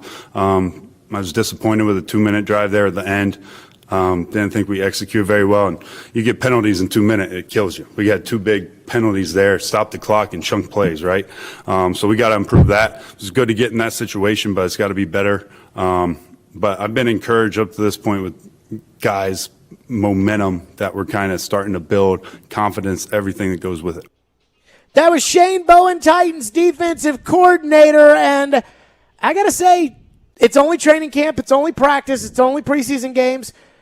Shane's defense looked to have run a tight ship, and this year, as we know, he actually has the title defensive coordinator, unlike last year where there was no preseason and there was no defensive coordinator, and we didn't know who was what. And so, TD, I ask you this question. TD Power Hour presented by Freedom Tire Guys, Nashville's premier mobile tire company, online at freedomtireguys.com. What did you make of Shane Bowen through camp and the preseason, and the fact that, again, not against great quarterbacks, not against starting offenses, but the Titans' defense did look pretty stout. What did you make of Bowen operationally and the defense through training camp? Because that is something that I think Titan fans are nervous about, but could be a little optimistic based on the performance in the preseason. Yeah, I think you got to take the preseason for what it was, but it's still, as you mentioned, a ray of optimism. And for me, it's the way that they flew around the field, and that's something that Jayon Brown spoke about. Being able to fly around the field and to make the plays because they trust that the guy next to them is going to do the job. And then you have the communication, you have the confidence. There's particular words that I continue to come across when I ask just the players, the coaches, when I ask people about the improvements on third downs. Because let's face it, did you know, Jarrett, that 51% that they gave up on third downs last year, that was the worst in the last 30 years. 30 years, you hear me? 30. Oof. I didn't realize that until I reached out to ESPN Stats and Info for the story that I did. I posted one about the third down situation, and they said 30 years. No team has given up over 50 in that span. So that was like bad. And that's an area that has to be improved. And so that's why it's a focus, right? And that's why every time you ask them about that, there's 3 words that come up: urgency, confidence, communication. And I will say this, Elijah Molden is very impressive. And everybody's saying for what he's doing on the field, and you're right.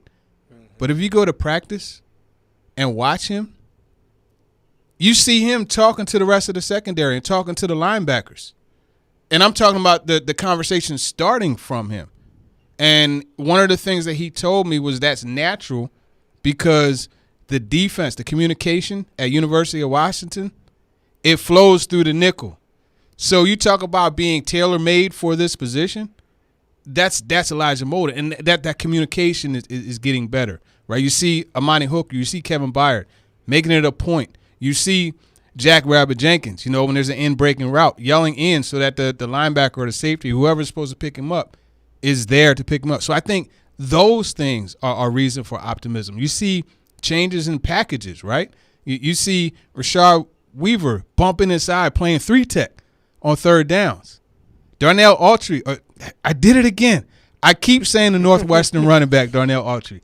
Danico Autry. You see him working with the outside linebackers during individual period. That's just another thing that they may bring in on some of these sub packages. David Long, whenever he gets healthy again. You saw the plays that he made in Atlanta on third downs. These are causes for optimism. I haven't even mentioned that Bud Dupree isn't even out there. So there's a lot, but at the same time, this is a defense that only had 19 sacks last year. That has to get better. So for their sake, hopefully Bud Dupree can help that. Tierre Tart, you talk about impacting the quarterback. That's something that he does. Jeffrey Simmons, Laurel Murchison, these are all like different things that are standing out. But again, this is going against each other and going against, in the preseason. How is that going to carry over to the regular season? I think that's the main thing. But Those are some of the things that have stood out to me. I go back to Jim Schwartz's first year in 2001. The Titans had lost some veteran players off of a really good defense.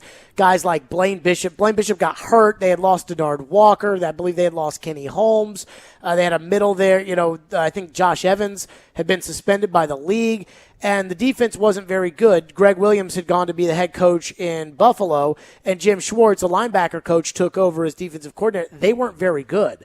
And the next year, the Titans went out and invested. I think it was the first 5 picks of the draft were all on defense. They brought in Lance Schulters into the secondary. Tank Williams was drafted. Albert Haynesworth was drafted. And all of a sudden, now Jim Schwartz looks like one of the best defensive coordinators in the NFL. I'm not saying that's what's going to happen here as far as Shane Bowen's concerned, but I kind of feel like the fact that John Robinson went out and completely redid the secondary and brought in Bud Dupree, and they now have more than 3 outside linebackers on game day, I do think those things are going to make Shane Bowen look like a better defensive coordinator on top of the fact that he's got the title defensive coordinator. Yeah, no doubt. And I kind of got off on a tangent about the personnel. And obviously, Shane Bowen, you talk about confidence, right? It starts with him. Look at him at the press conferences. He's so much more confident and sure of himself. And I'm not saying like he was timid or anything like that when we had him on Zoom, but he's so much more confident. Like you could see it, you could feel it. Maybe it's because we're in person, you could feel it a little bit more. But that is just kind of like transferring to the players. And the other thing that's really good for him is he's able to bounce around and go all over the place. And you see him talking to the DBs during one part. You see him talking to the linebackers, and then he goes to the D-line. Then he goes where he's all over the place. So that's a good thing for him. And I think just getting that feel, right? You look at some of the blitzes that he was dialing up. Last year, what we always say, like, hey, man, you got to create pressure. Like, your guys up front, they're not doing it. The front four, like, you're not getting pressure with the front four. You got to create pressure. What happened to blitzing and doing those things? Now you're seeing them start to do that. Oh, and by the way, that light bulb clicked, right? They're not lining up 8 yards off the ball on 3rd and 6. Yeah, you know what I'm saying? And for Kevin Byard, and I respect Byard for acknowledging that. Hey, we didn't challenge receivers last year, and you guys know what it was, lining up, off the ball on 3rd and short, 3rd and medium. We didn't. I think right there, right? That's transparency, and that's admitting, hey, look, you know what? We were cutting up last year. We're not going to cut up this year. That's, in my mind, what he was saying. TD's with us, the TD Power Hour, presented by Freedom Tire Guys, Nationals' premier mobile tire company, online at freedomtireguys.com. Get your questions in for TD now. 615-737-1025. TD answers your Titans questions next. 615-737-1025. Stillman and Company, it's ESPN 1025, The Game.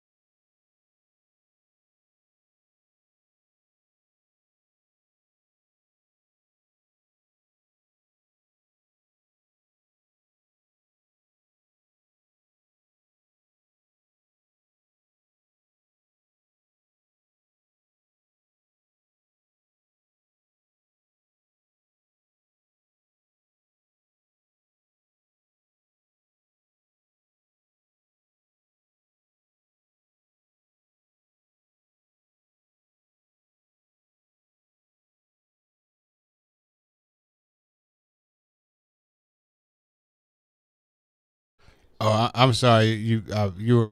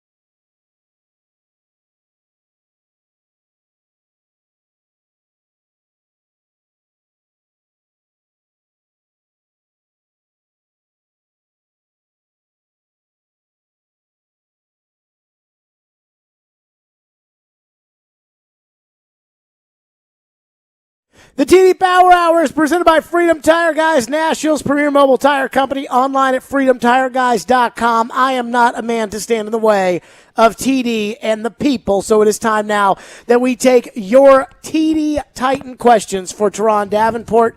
Our phone lines are driven by WilsonCountyHyundai.com. Caroline Fenton, the floor is yours. Devin from Dover asked TD, who do you expect more out of this year, Elijah Molden or Caleb Farley?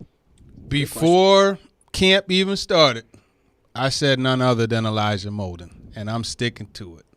I just think as far as being NFL ready, he is that.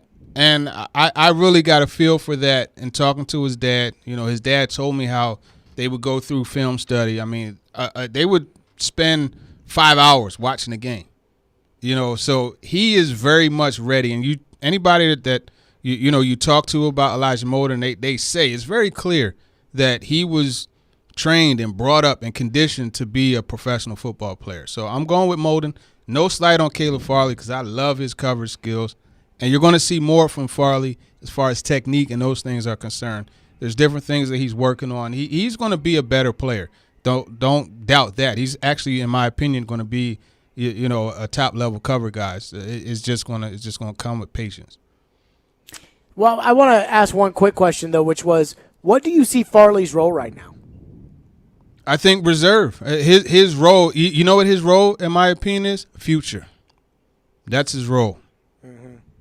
So kind of like Derrick Henry's first couple of years when DeMarco Murray was there and Derrick sat the bench. There wasn't this, it wasn't like the Titans were saying, yeah, Derrick's a backup running back who's going to be there. We all knew eventually Derrick was going to be the running back.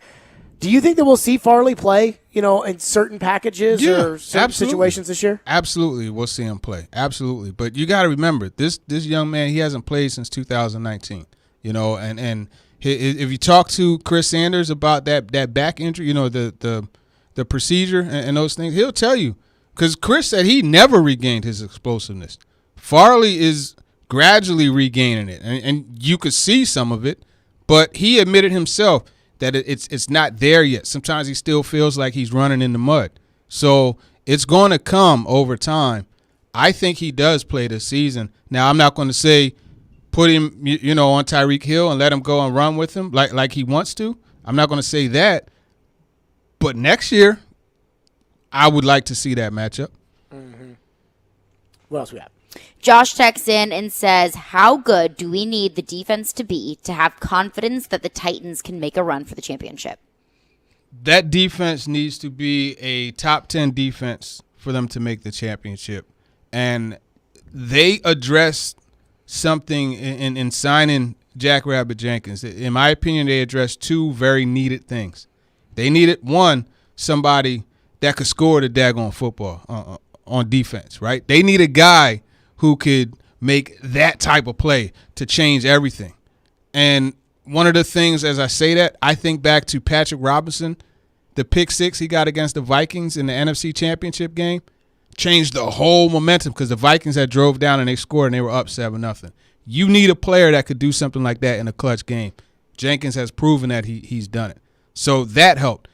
We talked last segment about the need to challenge at the line of scrimmage. Well, you know what? Jenkins will come up and challenge receivers. So that aggressiveness on defense, he brings that. So I think that's the biggest thing for this team, just being able to do those things. And I do believe they have to be top 10 because not every week you're going to be able to go out and score, 30, 40 points. You know what I mean? And there's going to be games where you're going against, they got Buffalo on the schedule. They got the Chiefs and even in the playoffs, right? You got the Browns. You got these teams, that they could be facing that are very potent offensively and strong defensively. You got to be balanced just like them. Let's go to James, who's up next here on the TD Power Hour. Again, the TD Power Hour presented by Freedom Tire Guys, Nashville's premier mobile tire company, online at freedomtireguys.com. James, you're on with TD. Yes, Mr. TD. I would like to ask you a two-part question. What's the over and under on sacks for Simmons and the over and under for interceptions for Byard? Okay. James, are you talking my personal one or are you talking one like in sports? No, because your personal one, I'm going with it because I bet on Fertzer, and the wife be mad if he don't get his 56 plus. Hey, well, listen here, man. Listen here, right? Hey, James, I'm not trying to be the center of any type of domestic issues, but I know, brother. I know. Nah, I'm joking with you, my guy. That's all. I'm joking. So the over under for sacks for Simmons, I would say 6, and you know what? I'm gonna take the under. I'm gonna take the under on that.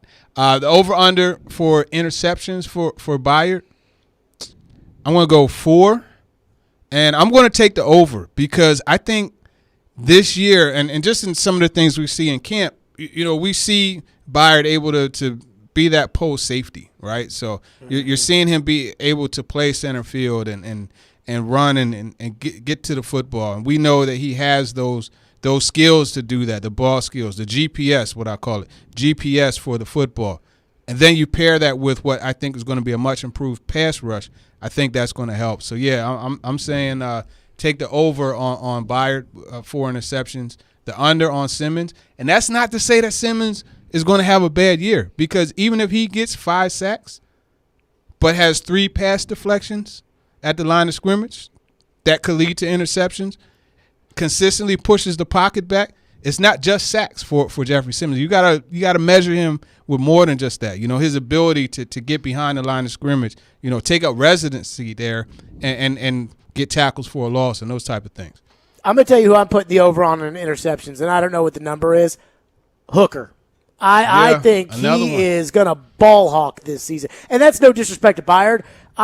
What I've seen Amani Hooker do in training camp, he's been all over the place. You've been out there. Yeah. He's picking off Tannehill and Barkley and Logan and was picking off. He has been all over the place. And I think these teams are going to go into these games and they're going to look like the scouting report's going to say, hey, Amani Hooker can do this, but they don't look at Hooker yet with the respect that they'll look at a Byard. And I think there's going to be some quarterbacks that pay dearly for that mistake. Yeah, I think you also have to factor in the ability to bait quarterbacks, and Byard has that, and that's something you saw when against the Giants, when he picked off who was that was Manning, when he picked off Eli Manning. Mm-hmm. The Canadian Titan texts in and says Ola Adeniyi was brought in this offseason to be a special teams ace, but he has shown some real ability to rush the passer in the preseason. Is that something that has been consistent in camp, and do you think Adeniyi can be a real contributor in the regular season? I see my guy Canadian Titan. He's reading those notes I've been posting, man. Yeah, let me tell you something. And it didn't really hit me until like a week into camp because I was standing next to you, Jarrett. And I was like, yeah, let me focus on Dylan Radins. And it was sack, sack, sack. I was like, dadgum, he's smoking him. And then I said, well, you know what? Let me watch 92 a little bit more because you really only picture him as a special teams guy. But that dude is actually, and I've said it before, I'm going to say it again, coming off the edge, the way he could condense himself and turn that corner, he reminds me of Elvis Dumervil. And if you remember, Dumervil was a very high sack guy for the Broncos and then for the Ravens. And that's kind of the feel that I get, just that ability, like I said, to make himself so much harder for these bigger tackles to get their hands on. He's going to be more than just a special teams guy. And I think his emergence is actually something that contributed towards John Simon not being on the roster right now. I think the other thing they like about Ola Adenehi is that in Landry and Roberson, they have two guys that are quicker but maybe more undersized. And I think Ola gives them some size at that position that between him and Weaver, I think they have some size there that they like that they can work in. And obviously Bud Dupree's both, is everything in that regard as well. Well, Adenehi, he's not, I got to pronounce his name right. Caroline, how did you do that? Ola Adenehi. There you go. He is not the biggest guy. I mean, he's only like 6'1", 6'1", 248. You know what I mean? And that's why I go to the Elvis Dumervil comparison. But you are right, that size and that length, you do have that in Weaver. Ryan texts in and says, what can we expect from Weaver this year? I think what you can expect from Weaver is I really love how they're putting him at 3-tech, honestly. And it's a lot different, when you're going against a longer guy like that, right? And he's only listed, I think Weaver's listed at like 6'4", but it's like when you see him on the field and you combine like his longer arms and everything, like you would think 6'6", 6'7", and that's a different type of tackle that these guards are used to going against. So I think he's going to have an impact there. I don't think, I wouldn't expect a bunch of 4 sacks from him. I think would be good. Would be superb, honestly. But I think you could expect him to be a contributor and just expect him to play up and down that defensive line. Weaver kind of reminds me a little bit of Brian Arakpo, maybe not as fluid as Arakpo was. And, when we saw Arakpo here with the Titans, he was towards the back end of his career.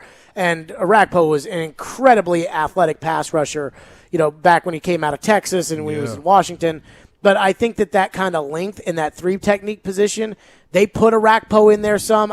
And like last year, they had Jack Crawford doing some of that, and they didn't really have a good mix of defensive linemen last year. I think Weaver probably solved some answers, and I could see him being a big key for spelling guys all throughout kind of that front 7. Yeah, and a lot of people complain about John Robinson's draft this year, but Weaver in the 4th round, I think, is a pretty solid pick. Rob texts in and asks, is Jerrell Casey a Hall of Famer? Oh, Rob, my seat is getting warm. Woo! Woo-wee! I'm going to say no. A Titans Hall of Famer, yes. But NFL Hall of Famer, I'm going to say no, but it's very, very, very close. You know the problem? Being in a smaller market, unless you really, really watch football, you wouldn't know how awesome he was as a player. And then the other thing, you always look at sacks. And even though, he had, 9, 8 straight years with at least 5 sacks, which is outstanding, especially as an interior guy, I don't think that production is going to get him in the Hall of Fame. But I think when you talk about Hall of Fame of people, he absolutely is in that. And obviously there isn't an actual person Hall of Fame, but I think he's in that because there are a few people, and I said this on Talking with TD, if you look up the definition of a pro and you want to see a walking example of it, you just look at Jerrell Casey. Mm-hmm. As he said in his whole time here, there was never any nonsense. You never had to worry about, off the field stuff. The off the field stuff that he had was contributing towards making Nashville a better community. So salute him. And you also have to look at the impact that he had on all of the players, just as far as the leadership that he brought, the effort that he brought. It was never an issue with him. My 2 things about Jerrell Casey, TD. One is that he played at a high level every game when the team was very bad. And, had he had some of those seasons when they were good and made some plays in playoffs or won a Super Bowl or, the way he could take over a game at times with a bad team around him makes you wonder, if he was on a good team doing that in the playoffs, what would his profile have been like? And I think the second thing is that when Malarkey started to change the culture, they had young guys that would grow into being good leaders, but he needed the buy-in of a Jerrell Casey, of a Brian Arakpo, of a Delaney Walker, like those players to really buy in. And I think that really led to this turnaround that as great of a player as Casey was, I think part of that too, he was the leader in the heart and soul of that defense. And I think they did lose something from that leadership angle of him not being there last year. You know what, though? You know what? I just did a little clicking, thank God for Google. Cortez Kennedy, right? How many career sacks would you say he has? No idea. Okay, that's fine. 58, right? So we're talking over 10 years. Jerrell Casey, career sacks. How many would you say he had? 59. 51. A case really can be made because Cortez Kennedy was put into the Hall of Fame, right? But obviously there was more to him than just sacks. I mean, this is a guy who, very much like Jerrell Casey, was a force against the run. I'm going to take that back, and I'm going to say, you know what? You could make a case for Jerrell Casey being a Hall of Famer. And I think if just pure football, just like you think about the best interior defensive lineman over his time, I think you do have to mention him as one of them. So that, in my opinion, it's a strong argument for Hall of Famer. I think that I think Jerrell is probably a little bit short, but I will say this.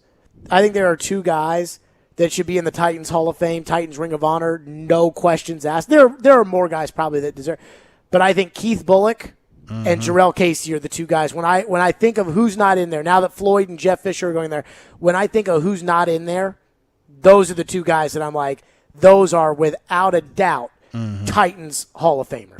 Javon Curse as well. And Javon Curse, dadgummit, I would bang the table, but I don't want to break anything. Derek Mason, man. I think that D. Mace belongs in. I mean, I'm biased, but I think D. Mace belongs in. Javon Curse, I think Javon has an argument, probably, but not as strong as Bullock and Jerrell just because those guys did it for so much longer. Yeah, no, I feel you. Those guys were here for a decade. TD, appreciate you as always. Next week we'll be getting ready for the Arizona Cardinals. And I feel like we've done about 50,000 of these TD Power Hours, and we haven't had a football game, and now we're getting a football game. TD, thank you. Appreciate you. We'll got Talking with TD. You'll be on the morning show tomorrow. What's on Talking with TD? Talking with TD, hey, listen, man, it's a former Titans wide receiver special. We got Chris Sanders. We got Nate Washington, both giving their input on Dez Fitzpatrick. And I got a funny story from Nate Washington about camp. So definitely make sure you tune into that. Talking with TD, as always, the TD Power Hour presented by Freedom Tire Guys, National's premier mobile tire company, online at freedomtireguys.com. Speaking of wide receivers, we have got a story that we have got to get to about a Titans wide receiver. And I'm just going to tell people this. You're not going to want to hear it, but you need to hear it. Would you back me up on this, Caroline? Yeah, you need to hear this. So you don't want to hear this, but I think you need to hear this next. Stillman and Company, it's ESPN 102.5 The Game.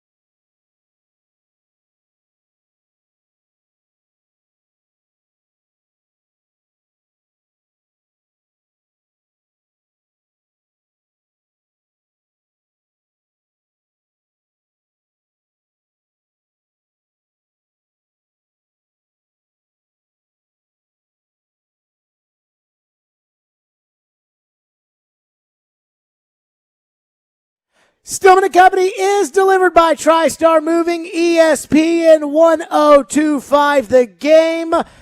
I have a story that I need to share, or I have multiple stories, or whatever you want to call it. But this got my attention when I was on the Athletics website and I saw Jeff Schultz, a longtime Atlanta columnist, Atlanta Journal-Constitution for forever. Now he's with the Athletic.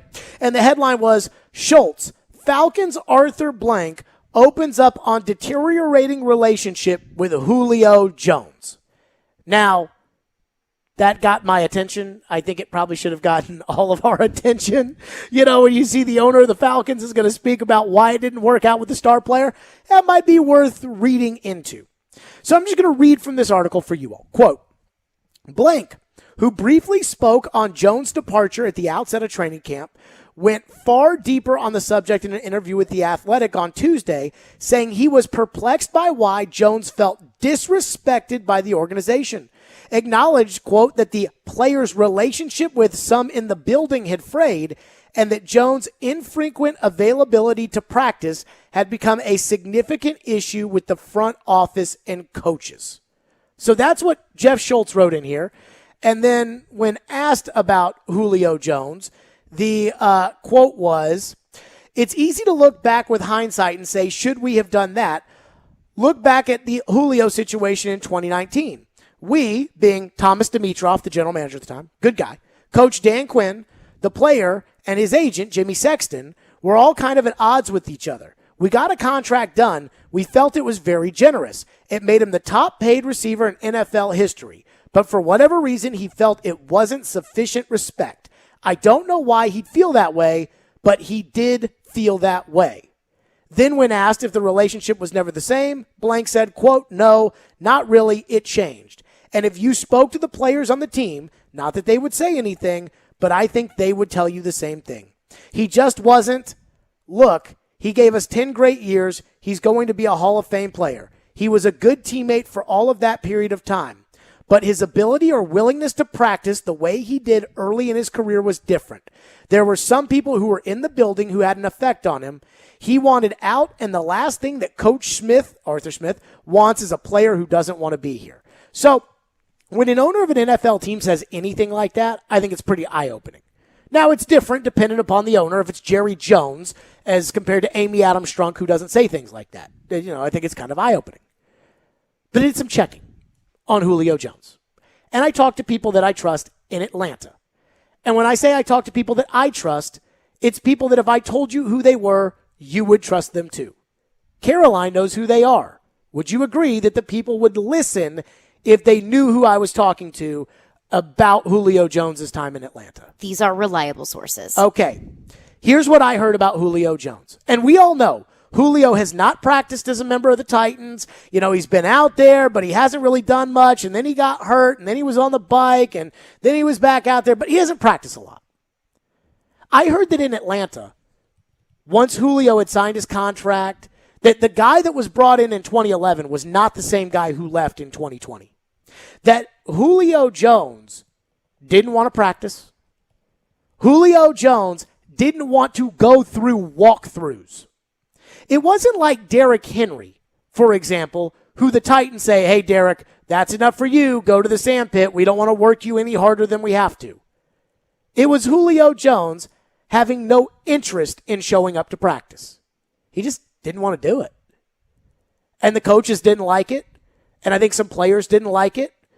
And what I was told was that Julio Jones not only didn't want to do walkthroughs and didn't want to do practice, but Julio Jones also didn't always want to play in the game. Third downs, Julio's coming off the field. 2-minute drills, Julio's coming off the field. I was told by a source that there was a play designed for Julio, a play designed for him, in which literally in practice it was, this is your play, Julio. So that when this play gets called, you have to stay on the field because we're running this play for you. And when the play got called in a game at Carolina, Julio ran off the field. And a rookie wide receiver ran on, and the gadget play that was designed for Julio Jones went to the rookie wide receiver because Julio didn't feel like playing. I know you don't want to hear that. I know Titans fans want to hear that Julio's going to fit right in with this culture. Guys like Ryan Tannehill and Derrick Henry and A.J. Brown and Kevin Byard and the guys that put the team first that are Titan players that John Robinson always talks about. I know you want to hear that. But I can't share that with you because that's not what I heard. I did some digging on this. When an owner of an NFL team comes out and says, yeah, he didn't want to practice and that bothered a lot of coaches, I said, okay, let me look into this. Let me talk to people I trust. They told me Julio didn't even want to do walkthroughs. Julio just wanted to show up for the games, and even in the games, Julio didn't want to play all the time. Big third down, coming out. 2-minute drill, coach, I need a breather. That gets me worried. I don't know about you all. That worries me. Because when a guy has that kind of attitude, and I'm just reporting what I was told. When a guy has that kind of attitude, he can smile and fake it for a little bit. But if he's not getting the ball, if he's not doing things his way, if the team is not winning, that can start to be a real problem real quickly. So I don't know about you, Caroline. I read the Arthur Blank comments. I was a little concerned because that's an owner of an NFL team talking about another player. I did some digging. I'm more concerned now. It does concern me very much so because that's not something that the owner of a team needs to come out and say unless they feel so inclined to. But my question to you is, how could this have been such a problem in Atlanta? So much so that it was affecting in-game play and it was affecting the players around him. How was it not a bigger story? How did we not know about it? Yeah, that's an interesting question, right? Like if the guy is taking himself out of games, like and there are plays that are designed for him and he's saying, no, I'm good. Like, don't you think somebody would have leaked that out there? You know, Dan Quinn or one of the, Dirk Cutter, the offensive coordinator. And it's like, because after the game, these guys are taking heat. And it's like, Coach, why'd you lose that game? Well, we got to get better or whatever. And we didn't hear these leak outs. That I was a little surprised by. I actually did some checking in Atlanta about that. And this is what somebody said. To sum up, Julio Jones, good teammate, always quirky, but he was a nightmare for coaches and the front office in his later years. I'm not saying Julio doesn't have the bad guy card that Antonio Brown has, or that Keyshawn Johnson had when he left Tampa Bay, or that Terrell Owens had. But, I'm skeptical now of Julio. Like, I'm skeptical. I think everybody thinks Julio's just going to come in here and light it up like A.J. Brown, and that it's going to be this unstoppable greatest show on turf with Julio Jones, A.J. Brown, Derrick Henry. And I'm just telling you, the guy has not practiced, and from what I've been told, is not interested in practicing. So how are you going to form that relationship with Ryan Tannehill if you're not interested in practicing? And also, the other thing, I can't see Mike Vrabel. This is just me. I can't see Mike Vrabel dealing with a guy who doesn't want to show up for walkthroughs. I can't see Mike Vrabel dealing with a guy who, when I've got a specific play for him to run and he runs off the field, or he runs off the field in a 2-minute drill, I can't see Mike Vrabel putting up with that. Now, Dan Quinn, kind of a goober. So I can see Dan Quinn, this was Tell the Truth Monday, Protect the Ball Tuesday, whatever he was. That was Dan Quinn. I can't see Vrabel. I can't see Julio running off the field on a play that's designed for Julio and Vrabel being okay with it. And especially Vrabel, who I think to be kind of like a laissez-faire coach when you're looking at the spectrum of NFL coaches. He seems like very much so a player's coach, that whatever you do in your free time, your decisions are your decisions. So even being that, I'm with you. Because even if Mike Vrabel is kind of a hands-off coach, he is all about team. It is all about the team. I don't think he can do that. Now, I will say this. I don't think Titan fans want to hear this. No, of course not. I don't think any fans would want to hear this about the wide receiver that you just dished out millions of dollars for. But we live in a society today where when that happens, when you trade a second-round pick and you take on $15 million for Julio Jones, Julio's got you by the cojones. You got to make this work. This isn't like, hey, a 1-year prove-it deal to Julio to show that those aren't true. You are committed to Julio. Mm-hmm. I think Titan fans want to hear what everybody says on TV, like Harry Douglas. Oh, he's going to be amazing this year. He's unstoppable. And not, Arthur Smith didn't want him. That Arthur Smith, when what Arthur Blank alluded to there, Coach Smith doesn't want guys that don't want to be here. That's his way of saying Arthur didn't want to deal with this. This guy didn't want to go through walkthroughs. This guy didn't want to go through practice. And I'm telling you, these are sources that if I told you who they were, you would listen, even though you don't want to hear this. There are going to be people that are mad at me. Like, there are going to be people that are going to be like, here's Jared just being negative. Here's Jared on the Titans. I don't want to tell you this. But I did the digging like I should. That's responsible. Owner of an NFL team hints at something. Well, I want to know what they think. And I will say this. There are coaches that were that were in Atlanta that were fed. I mean, Arthur Blank said it, that were fed up with Julio and his lack of willingness to practice, his lack of willingness to walk through, his lack of willingness to be on the field, and I'm worried about it. Let's get your reaction next. 615-737-1025 is the phone number, 615-737-1025. Are we worried about Julio Jones? Should we be worried about Julio Jones? Plus, John Robinson asked about Arthur Blank's comments, what he had to say. We'll get to that as well. Stillman and Company right here on ESPN 102.5 The Game, and we're streaming on the Game Nashville app.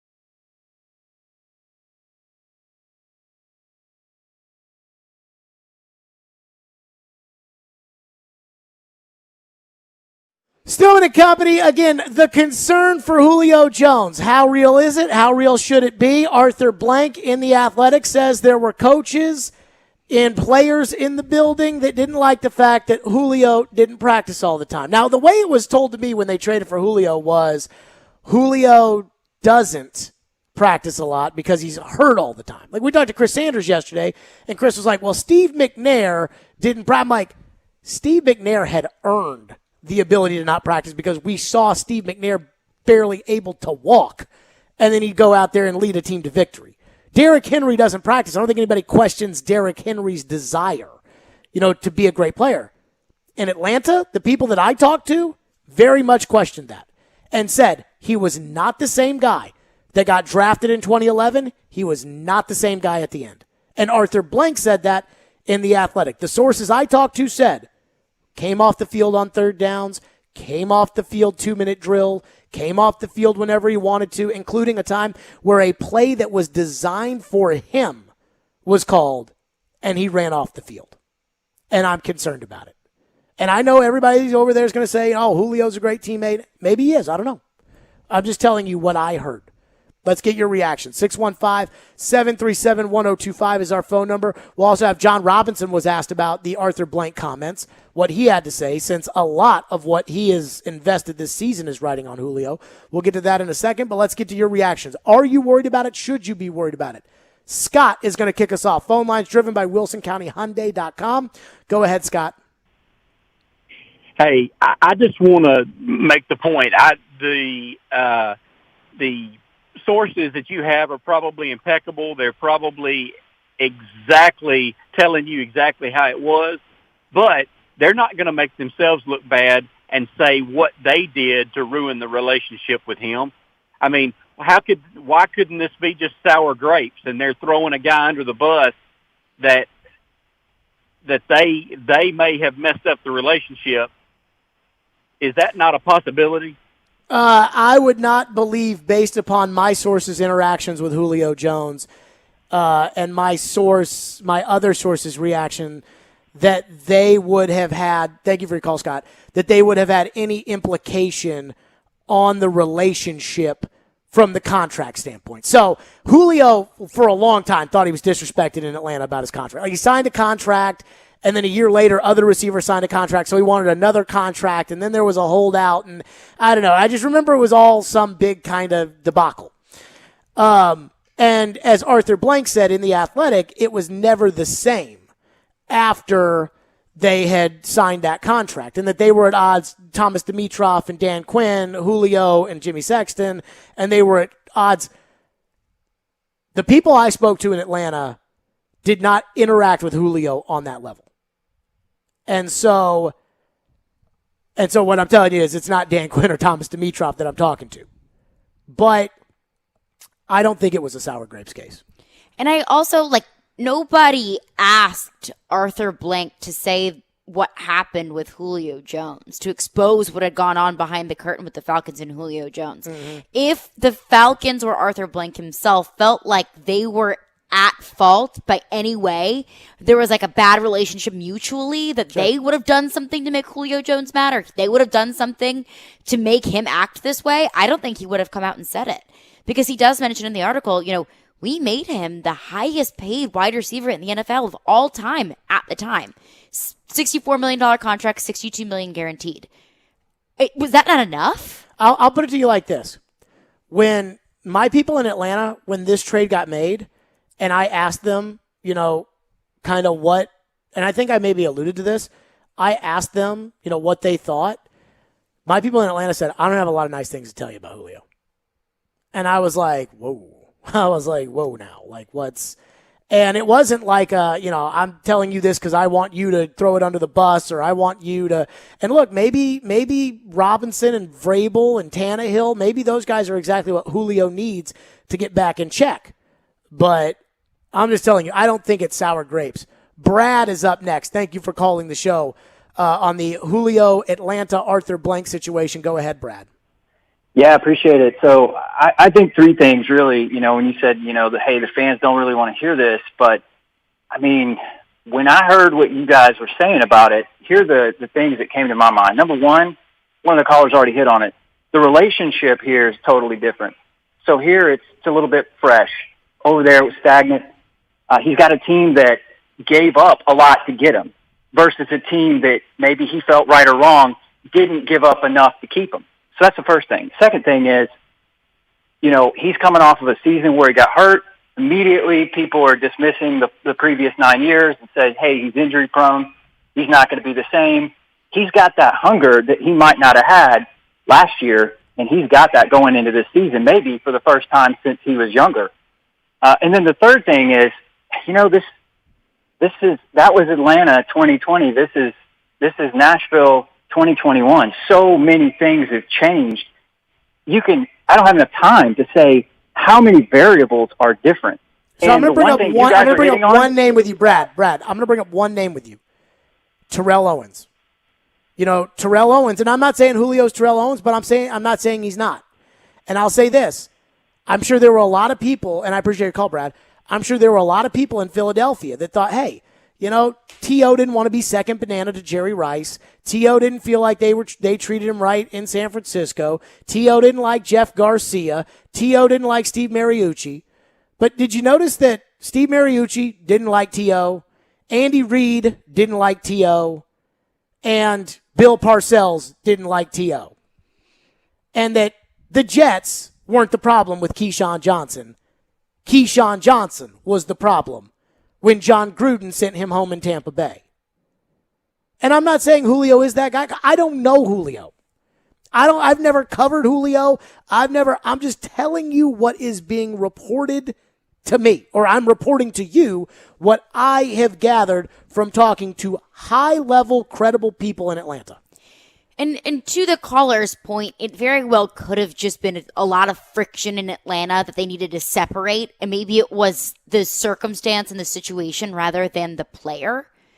But I think that's a very optimistic way of looking at it, that Julio just needed a fresh start and he's going to be a changed person. Well, see, how much have you seen from Julio Jones in practice? He didn't do anything. Exactly. I feel like it's almost to say the point of like, hey, Nashville and the Falcons, it's not the same. It's not the same. I think that's a very easy way of looking at it. Right. That's like saying, dude, your girlfriend, broke up with her last boyfriend by running his car into a wall and then walking away, right?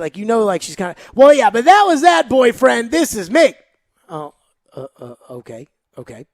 That's what it's kind of, and I'm not saying I'm not saying that Julio's going to be a disaster here, or Julio's not going to practice, or Julio's not going to go through walkthroughs, or I'm not saying any of that. I'm just saying the people that I talk to that know Julio in Atlanta echo Arthur Blank's sentiments. And let's also be honest, an owner of an NFL team talking about a player that was on their team the way that Arthur Blank did it, I don't know about you, but when I read that line that you just brought up about, we made him the highest paid receiver in the NFL, and I guess it wasn't enough, I think Arthur Blank's pissed. That's the vibe I got. We just dished out this much cash for you, and this is how you repay us? Because I understand players wanting to get paid. I get that. Holding out is a reality in the NFL at this point. I'm not going to say that a player has an attitude issue if they hold out. But if you get what you asked for and you continue to create animosity among the team and you continue to put yourself on a pedestal among the rest of your teammates, I don't know if any amount of money is going to fix that attitude. See, people forget. People think that the Patriots fixed Randy Moss. That Randy Moss had all these problems in Minnesota, got his way out of there, went to Oakland, had his problems there, went to New England, and Belichick and Brady set Randy Moss straight for a year.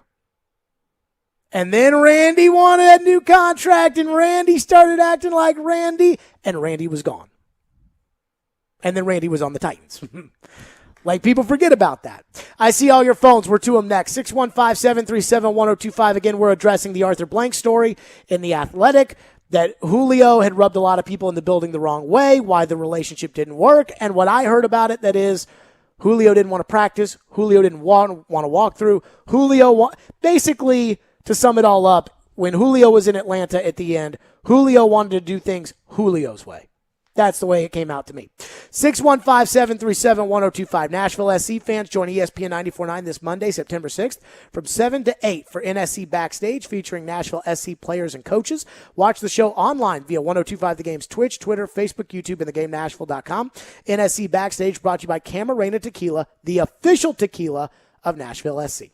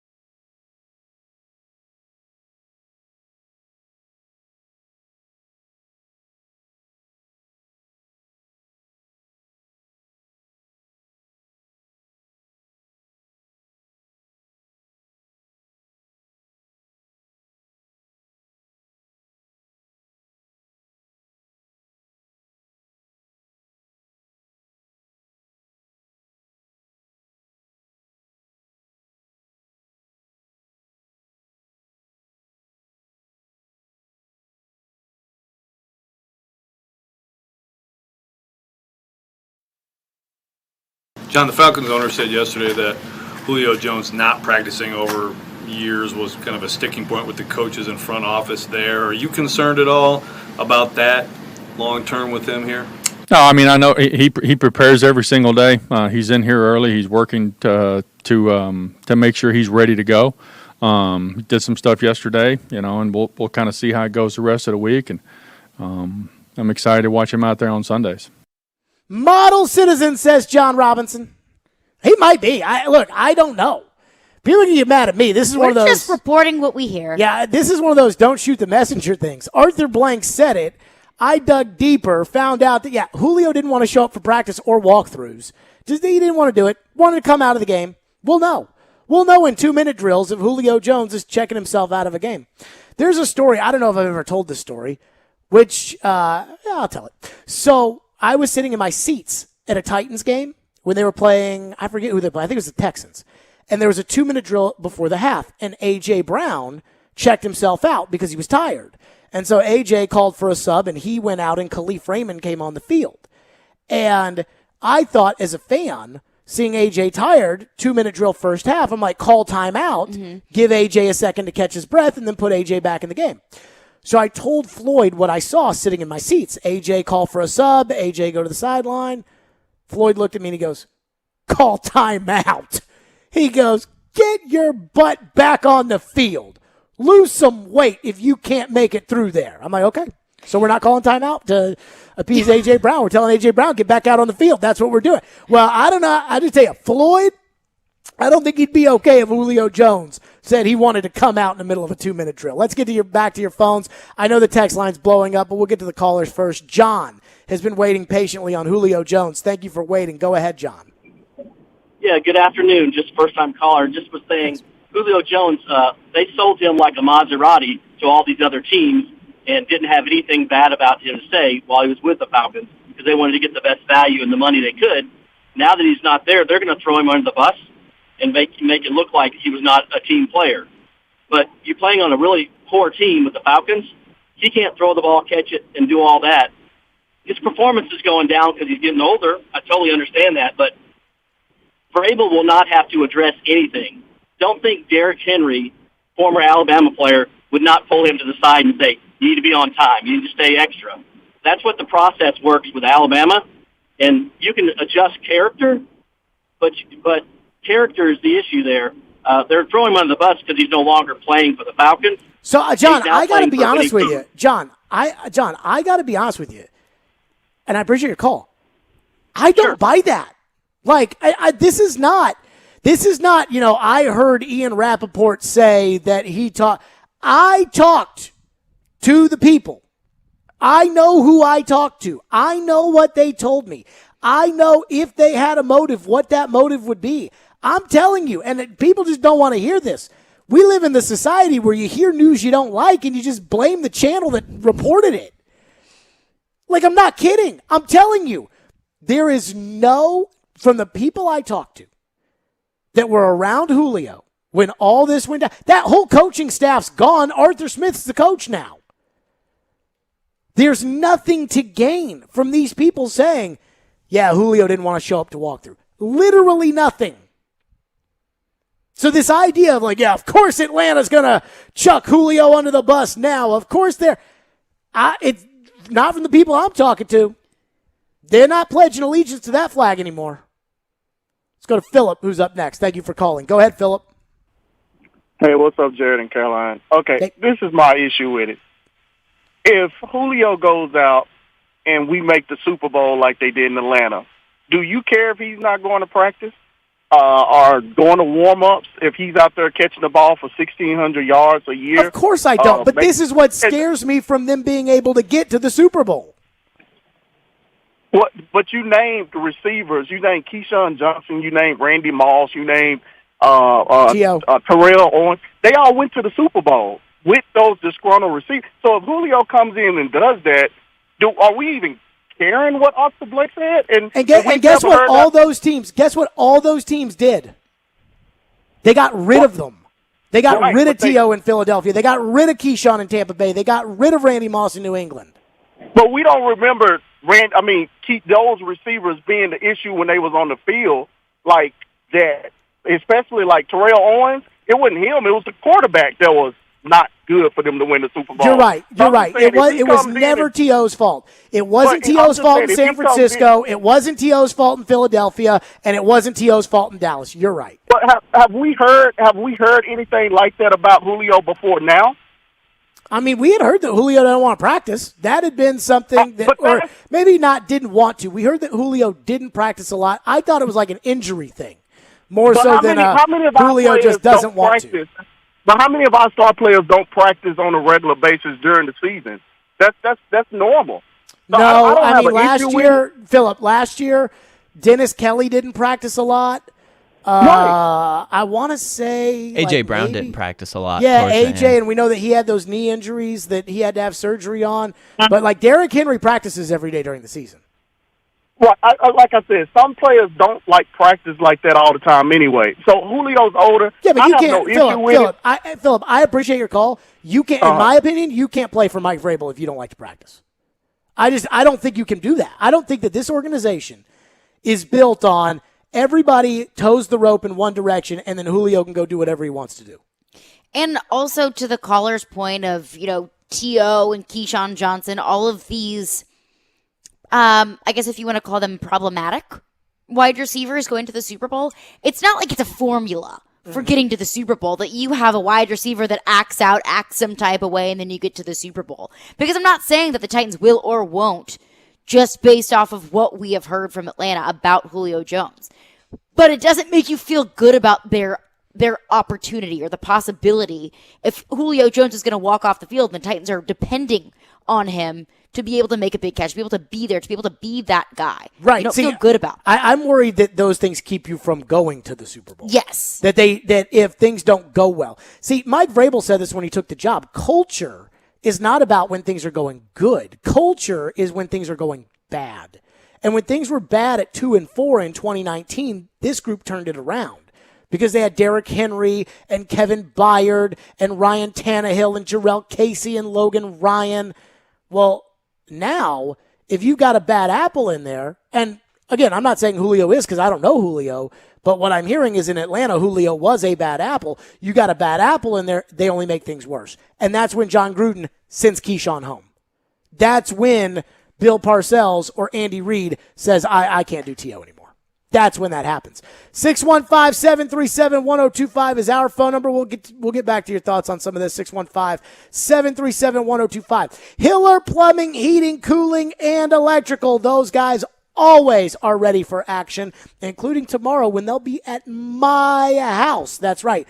Got an issue with a water line. They fixed it the first time, and now they're coming back to make it even better, and I'm so glad that I have a team like Hiller on my side.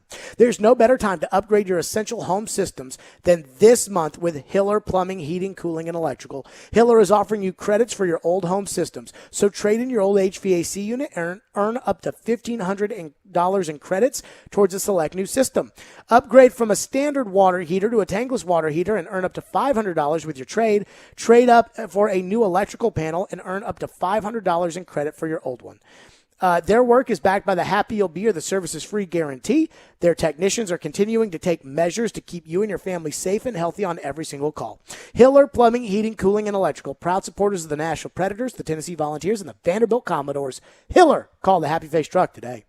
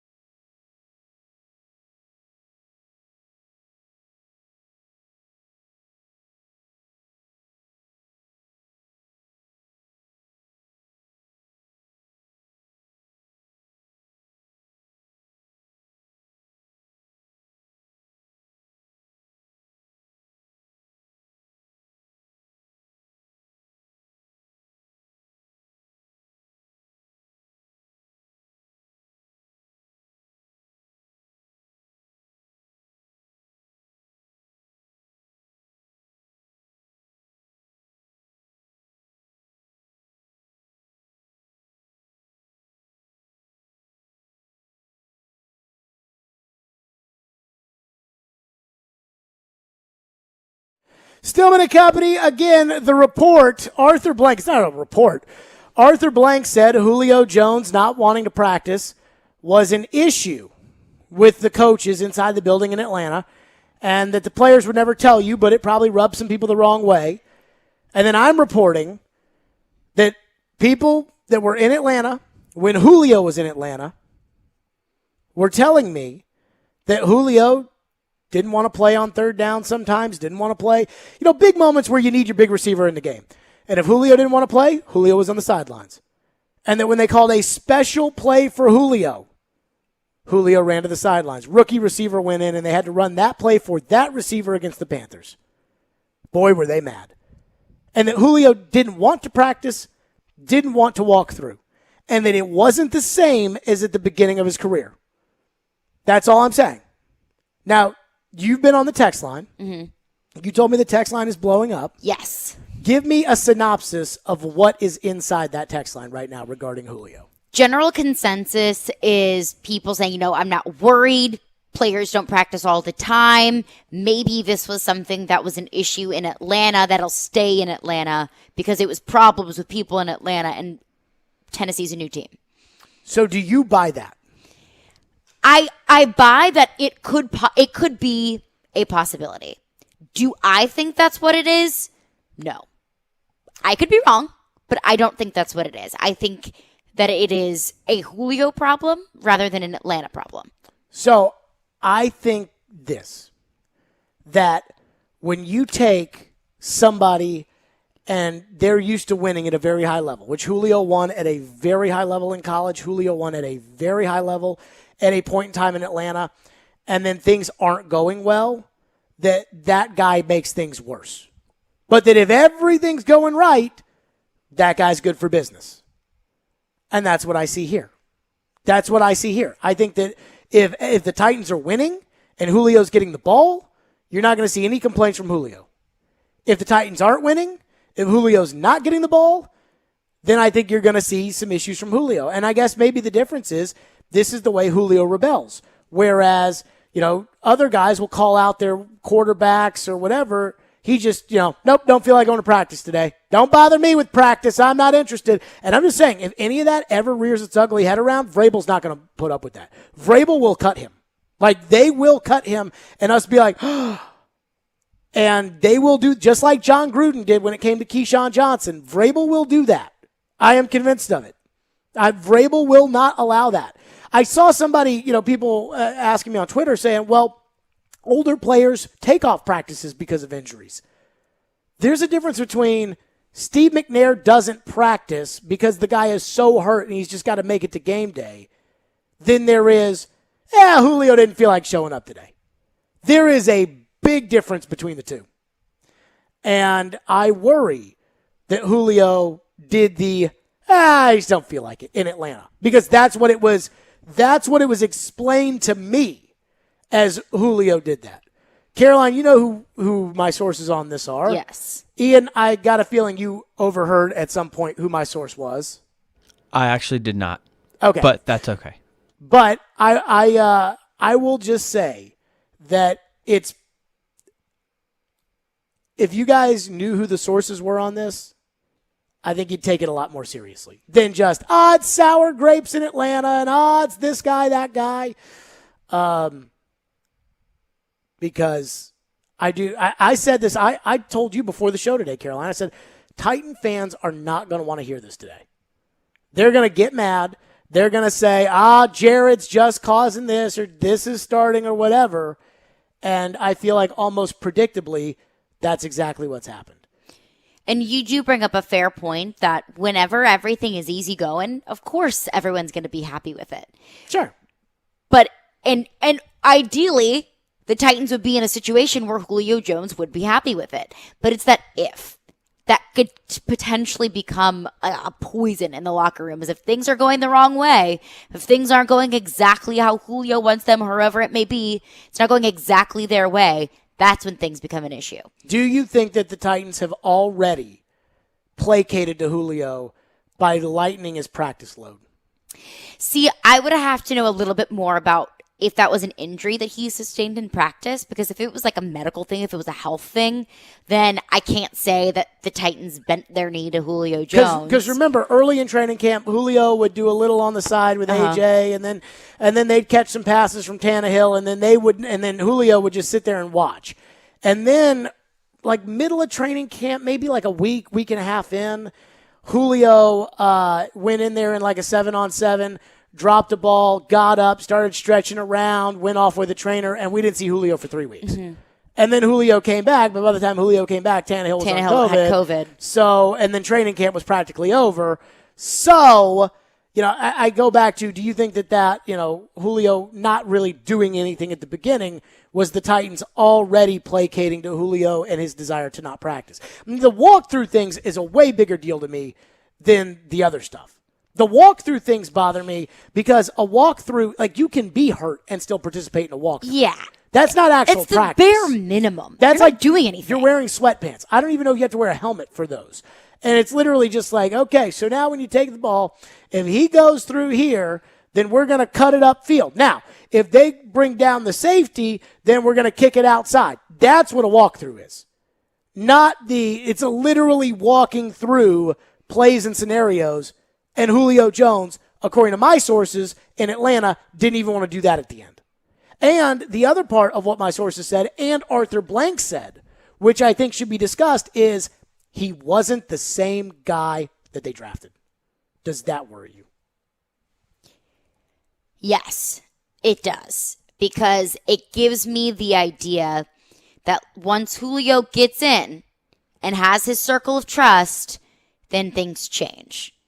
Because I think that's the absolute last thing that you want is when you're guaranteed something from someone. And once they got you, once you're committed, once you've put pen to paper and you have a contract, then you start to shift things and you start to make things go your way. So yeah, that does kind of make me nervous. Let's get to some of the texts in the text line. 615-737-1025. One texter texted in and said, Paul Kaharski said it was known that Julio didn't always practice and the Titans were fine with that. Vrabel, being a former player, is big on giving the vets their days off. See, I think it's different between the guy gets a day off. Like Dennis Kelly didn't practice a lot last year, and I think Roger Saffold didn't practice a lot last year. Those are veteran guys that are playing offensive line. And we knew Kelly had bad knees, and we know Saffold had, I think, like an ankle or a shoulder or something. Like those are veteran guys that have been through the wars with you before. That's different than a walkthrough. Like, that's different than a walkthrough. Mm-hmm. A walkthrough is literally, I mean, you need that for the whole team. Like, okay, so when this guy comes down, Julio, you cut it up, but if not, then Matt, you have to look over here, and Calvin Ridley's going to go this way. And it takes nothing out of you. No. You just have to show up. No. And do it. I mean, again, there's a difference between, hey, the vet needs his day, let's give him a day, and not showing up for a walkthrough or taking yourself out of the game against the Carolina Panthers when a play that is designed for you is called. Mm-hmm. Like that's a red flag. That's bad. That's a red flag. That's a move that, like, I don't care. I'm putting myself before this team, and I don't care what happens. What else we got? Craig texts in and says, if all of that is true, I hope it was simply because he was tired of having losing season after losing season, with the exception of the Super Bowl meltdown year. Not saying losing gives you the right to act that way, but the wide receiver position has the stereotype of being divas for no reason. So some people seem to think that, like, this is all okay because Atlanta stinks and the Titans don't. And I want to caution everybody on the fact that you used to stink now. Like, there's no guarantees that you're not going to stink. Because Atlanta, when they went to the Super Bowl, they didn't think they were going to stink the next season. And then when Dan Quinn, I think, went 6-2 at the end of the year to save his job the next season, they didn't think they were going to stink the following year. And yet, Julio still didn't want to show up for walkthroughs. Maybe there's something to the fact that when you're losing, you're miserable. I think this has more to do with that contract stuff. Mm-hmm. With the fact that Julio signed a new contract, then he wanted a new contract after he signed his new contract. Even though his initial contract was massive. Well, and then this contract made him the highest paid receiver in the NFL, mm-hmm. and that he still, I think, held a grudge against Atlanta, even though they bent the knee to him. And that is a red flag. When you bend the knee to this guy to make him happy, and he's still not happy, mm-hmm. that's a red This whole thing's a red flag. I mean, this is really the thing that gets me is the part that Arthur Blank alluded to in the Athletic piece, which was Arthur Smith wasn't interested. Yeah. Like you can't. And Arthur Smith knew that would have made his job so much more difficult if he Dealing with didn't. Julio and If the he cap didn't and have a star wide receiver, I'm saying. Well, I mean, their cap was a mess.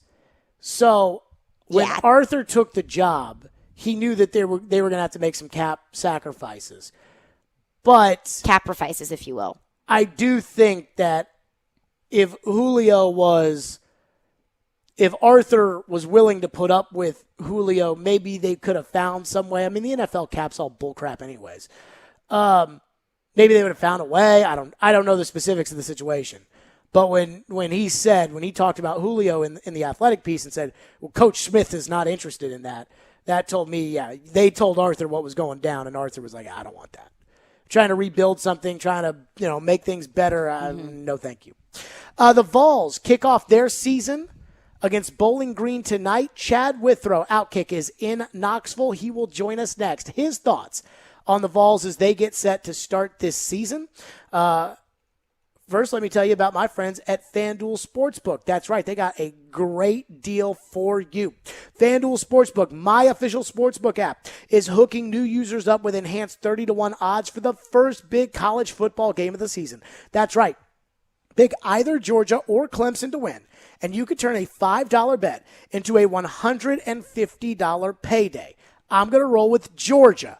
Just like the quarterback situation a little bit more, but it's going to be a great game. Sign up and make your first deposit to kick off the college football season on America's #1 sportsbook and my official sportsbook app. There's no better place to bet college football than the FanDuel Sportsbook app. So make the most out of this week's college football showdown between Clemson and Georgia with enhanced 30-1 odds. Download the FanDuel Sportsbook app and sign up using the promo code JGM so they know that we sent you. Again, that's promo code JGM.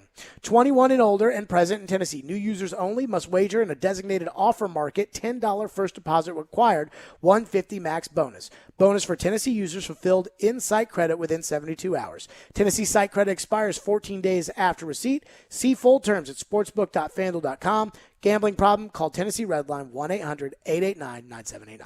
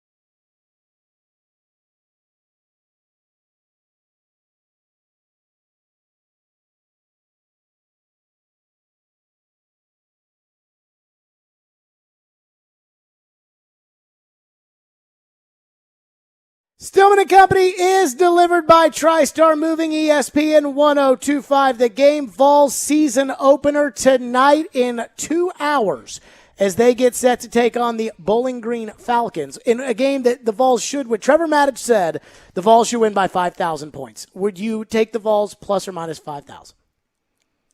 Well, I already took Bowling Green plus 34.5, and the line is shifted to 37.5. So I would put my money on that. A little nervous. Just the slightest bit. So we have a new weekly guest that will be joining the program every week. It will be on Fridays going forward, but since the Vols kick off tonight, no better time to start this than with Chad Withrow of Outkick, who joins us now on the program. First of all, Chad, as I said earlier today on the show, I mean, I have wanted to argue with you on the radio. I have wanted to agree with you on the radio. I have wanted to do all of this for years, and now we'll get to do so every week. So I am glad to have you a part of the group with us. Yeah, I'm happy to do it, and I'm glad that we can just take our text arguments on air, right? We've been texting each other disagreements for so long now that now we can just go on air with it. It's perfect. So I want to start on tonight's Vols game for this, and this is as I think if the Vols don't literally light it up tonight, like if we don't see Joe Milton throw for 330 and 4 touchdowns and they don't score 55 points, I'd be worried. You know, not that I think this season is going to be a great season or anything crazy like that, but this Bowling Green team is so bad, and this offense is supposed to be so high-powered, and there's Velus Jones and Jalen Hyatt, and I am expecting some real fireworks tonight. What are your expectations going into the game? I think Tennessee should be able to do whatever they want against Bowling Green offensively. I have no idea what to expect out of this defense. I really don't, Jared. I just saw Jacob to my left. Sorry, I'm surrounded by people here in Knoxville. But I'll say this. I don't think you can take too much out of this unless it is a 78-0 win or Tennessee wins by 10 points late. And it's closer than everyone thinks. I just don't think even a blowout tells us much because, like you said, Bowling Green's just so bad. But I'll say this, though, about Josh Heupel and his staff and this team. I think they prepared for this game. You know, I don't think this is a Jeremy Pruitt against Georgia State situation where he rolls in and does no game plan because he thinks that, hey, I'm Jeremy Pruitt and this is Tennessee and we don't have to do anything and we're going to go out and win. And they went out there and got embarrassed. I do believe this team is excited to play. I think they'll be ready. I think they'll win going away. I'm with Caroline, though. Caroline, once again, being the smarter of the two of you. I picked Bowling Green plus 35.5 because I think, 35.5 is a lot of points, and Bowling Green's going to score a couple times late in mop-up duty, and, it's going to be closer than 35 points, but an easy win for Tennessee. So Caroline and I were talking about this earlier, and we were talking about for Josh Heupel starting off his career. Is this kind of preseason game, the cupcake game, is this good that it's not Pittsburgh week 1? It's not like Jeremy Pruitt starting the year off against West Virginia and his coaching tenure in Charlotte. Is it good that they're playing this game, for the fans and for the program and the players and the coaches? Do you think it's good to basically have a sacrificial lamb in the first game? Absolutely. I think this is the perfect situation. The only thing better would be playing Austin Peay, who Butch Jones opened his tenure against. I mean, this is the ideal situation. You do not want a West Virginia for Jeremy Pruitt Part 2. You don't want any type of challenge. And I do like that next week is a big challenge for Tennessee with Pittsburgh. So, no, I think this is the perfect opener for Josh Heupel. Chad, we were discussing this earlier, and it feels like Josh Heupel and Joe Milton are two people that need to have a real statement night to say, okay, look, I am the starting quarterback and I am the head coach of the Tennessee Vols and we are here to stay. So that's definitely where eyes are going to be tonight. But what else are you looking for tonight? I think, first and foremost, it's the second person you name there in Joe Milton, right? Because is this a Michigan Jim Harbaugh problem with identifying quarterback talent and cultivating that talent? Or is Joe Milton just average and not very good? I mean, I think we start to find that out. I don't think we can take any huge takeaways from this Bowling Green defense, but we start to get an answer on Joe Milton tonight. And it's not, for me, I don't want Joe Milton to throw more than 17 passes tonight. I want Tennessee to run all over Bowling Green, but I want to see how efficient he is running the offense. Can he snap the ball every 8 seconds? Can they get in the right alignment? Can he be accurate with his passes that he does make in the game? I want to see more of that with Joe Milton. I don't think stats matter as much. I just think it's efficiency, looking in control, making a few wow plays in the game, whether it be with his legs or through the air. I think that's important for Joe Milton. And, guys, I'm really interested in the defense because I just think we know nothing about what they want to do on defense. We don't really know what they have. They've got veteran guys on the defensive line, but let's face it, they're very average. The players that are fifth and sixth year guys for Tennessee. So I just want to see scheme-wise what they're attempting to do. They've talked about playing offense on defense. Will we see some of that tonight? I would love to see a couple of defensive scores for Tennessee. That's one thing I'm watching tonight. Let's get some takeaways if you're Tennessee. Haven't seen that in a while.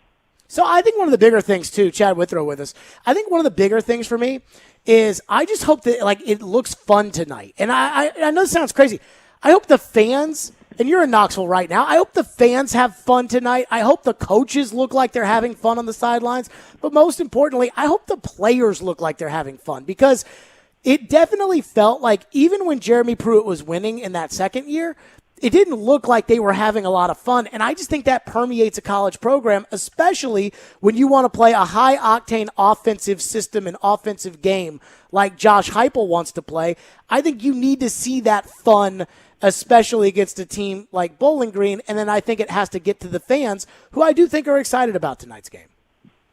Jared, I really wish you would say something that makes me mad that I completely disagree with, but you have not said anything that I disagree with yet, which sort of saddens me. But you're spot on because we talked to Brad Lampley today, former Vol, offensive lineman, blocked for Peyton Manning. His son plays on the team. And he said, look, it's no secret. The guys last year had zero fun. The COVID situation, Jeremy Pruitt, the way he coached, it wasn't fun to go out and practice or play games, and it showed. And in that 3-7 season, and I do think that's an emphasis for this team. Let's have fun playing football again. It is a game. Let's treat it that way. Let's go out and enjoy what we're doing. I think that's been, whether it's an ice cream truck or a game of dodgeball for Josh Heupel, that's been a point of emphasis for him. And I think you want to see a lot of that tonight. Not a team that's uptight, a team that's loose, having fun, playing for each other, and putting up some points. That's what Tennessee fans want to see. Chad Withrow's with us. We got a whole week one slate to get to, including, obviously, Georgia and Clemson that I really want to get his thoughts on. And we've got Wisconsin and Penn State, got Alabama, Miami. We'll do that with Chad coming up next. Chad Withrow joining us. And, again, he's going to join us 5 o'clock weekly every Friday coming up. We could not be more excited about that. Chad Withrow from Outkick with us, Stillman and Company. It's ESPN 102.5 The Game.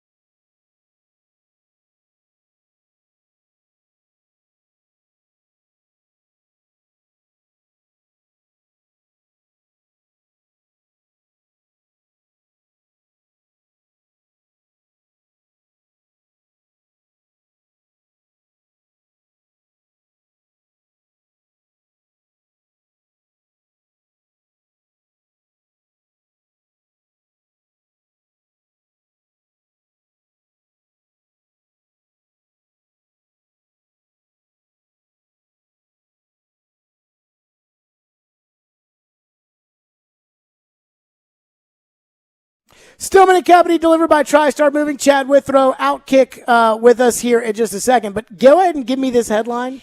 So this is from Austin Priceless, who covers the Vols VolQuest. for Rivals.com. Yep. Vols edge rusher Byron Young is ineligible to play tonight due to a 2-game stint at a prep school that discontinued 2 games into the 2017 season. So he's ineligible for 2 games? Due to a 2-game stint at a prep school. So he's ineligible tonight. It doesn't say how long he is ineligible for. But I don't know if this is some like Bishop Sycamore type when I thing. heard that, I thought Bishop Sycamore. Like a fake prep school that he played for 2 games. And it was from 2017, so why is this just now a problem? Does it feel like there's some sort of statute of limitations? Okay, so read the headline one more time. Okay, it says... Because every time I hear you talk about this, I think Bishop Sycamore. Right? Because it feels fake. Byron Young, Vols edge rusher, will not play tonight against Bowling Green as he is ineligible due to a 2-game stint at a prep school that discontinued 2 games into the 2017 season. Chad Withrow with us from Outkick. That does sound very Bishop Sycamore-esque as I hear that headline come down from Caroline. We got Chad? Oh, sorry. You cut out there for a second. Say that one more time, Jared. Oh, no. This sounds like a Bishop Sycamore headline we got. Who's it, Byron Young? Byron Young, Vols edge rusher, will not play tonight against Bowling Green as he is ineligible due to a 2-game stint at a prep school that discontinued 2 games into the 2017 season. Yeah, it definitely sounds a little Bishop Sycamore-ish. Sounds like a charter school that doesn't exist, that you put in the physical address for it and it takes you to a library for Franklin University. He's kind of a Bishop Sycamore to begin with.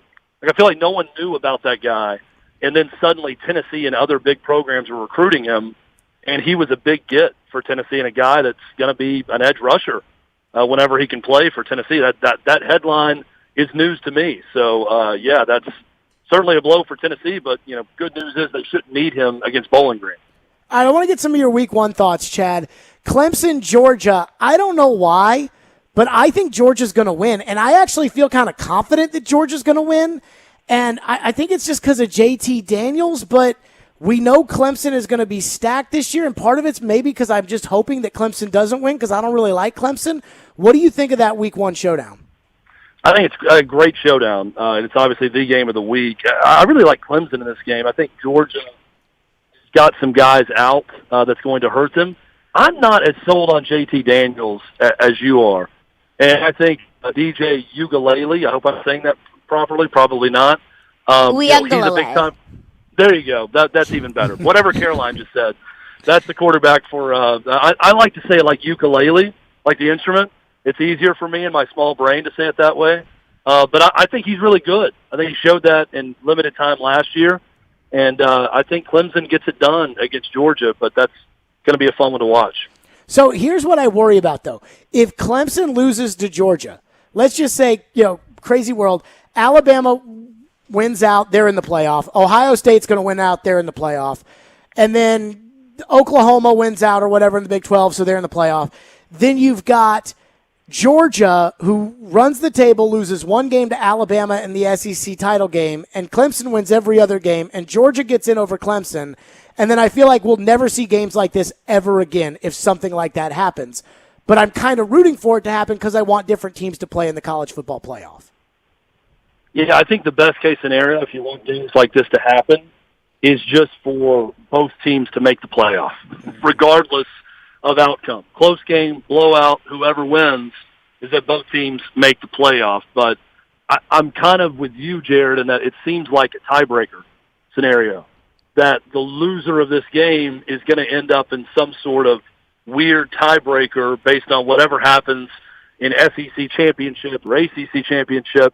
And then the end of the season is going to come and we're going to be saying, oh, well, that first game of the year that everyone overreacted to actually was the reason X team did not make the playoff, and then that's going to be a problem.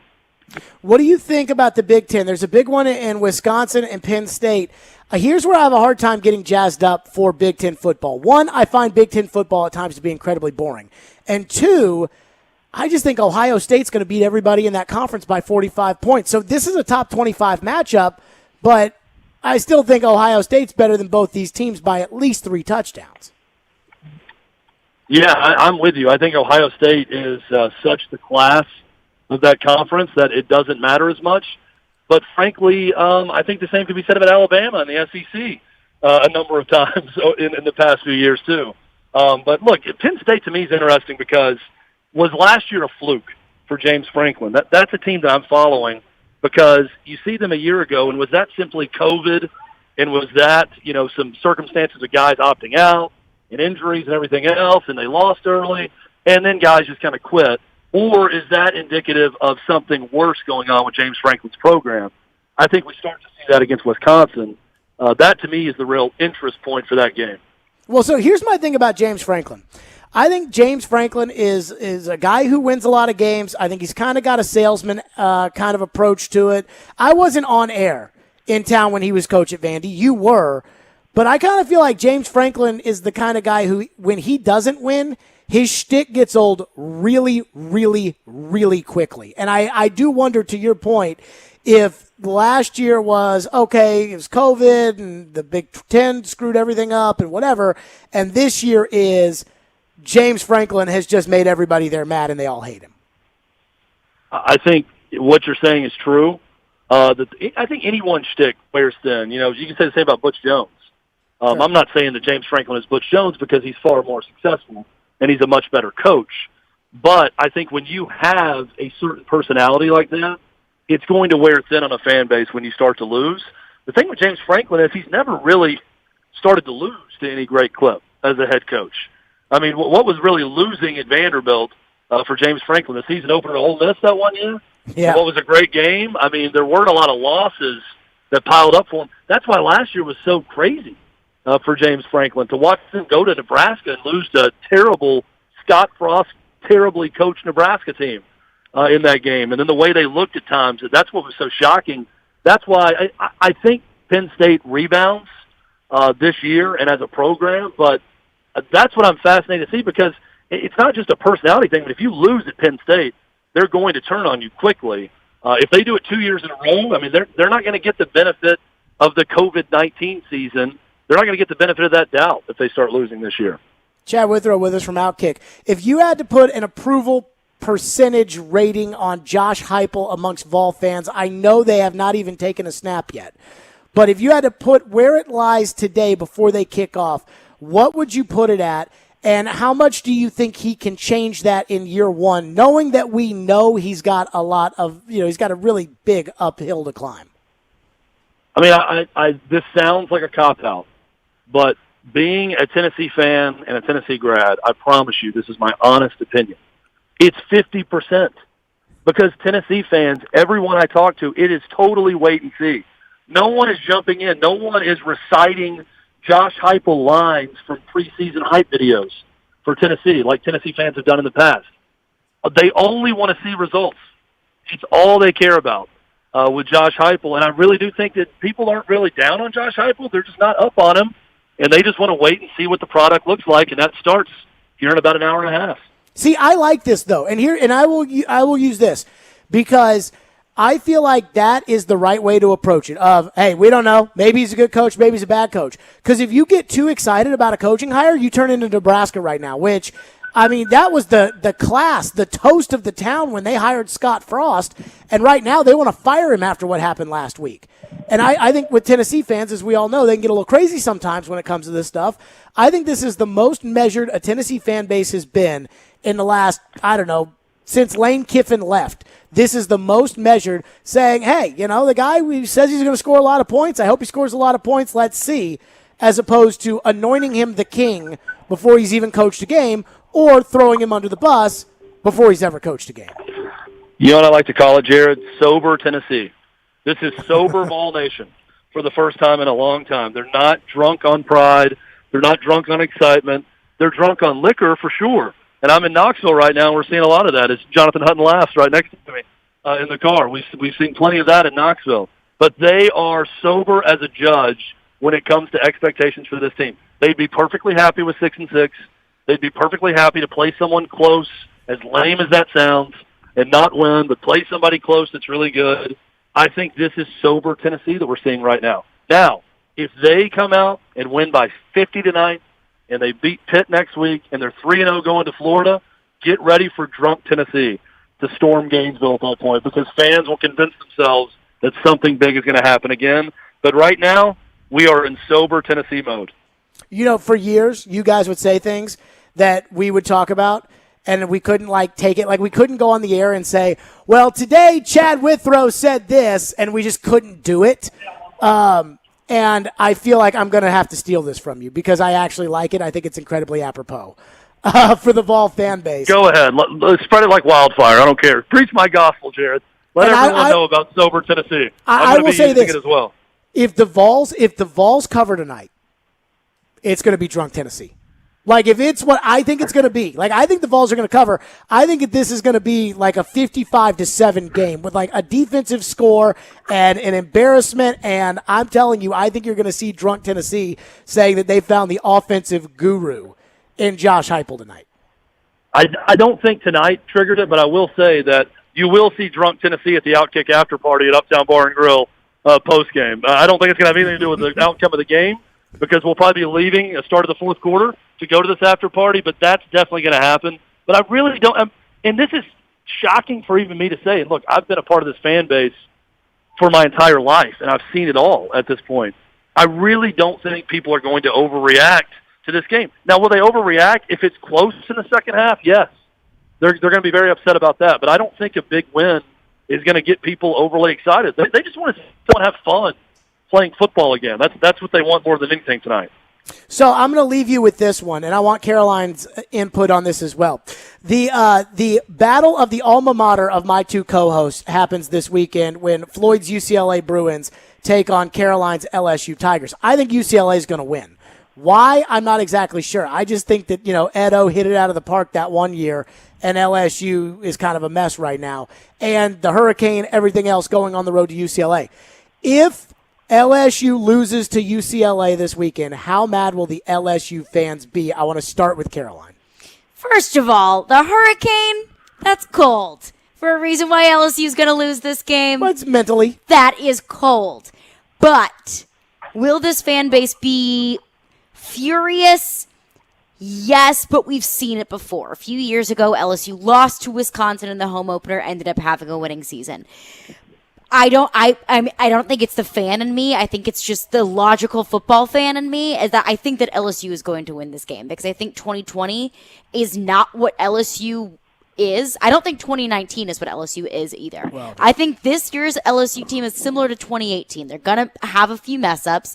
They're going to lose games that they weren't supposed to, and they're going to win games that they weren't supposed to. But I do think that this LSU team has figured out their issues from 2020, and they're a better team than UCLA is. Because I think that last week it was more of Hawaii being bad and less of UCLA being good. Chad, if LSU loses, how mad will they be at Ed O?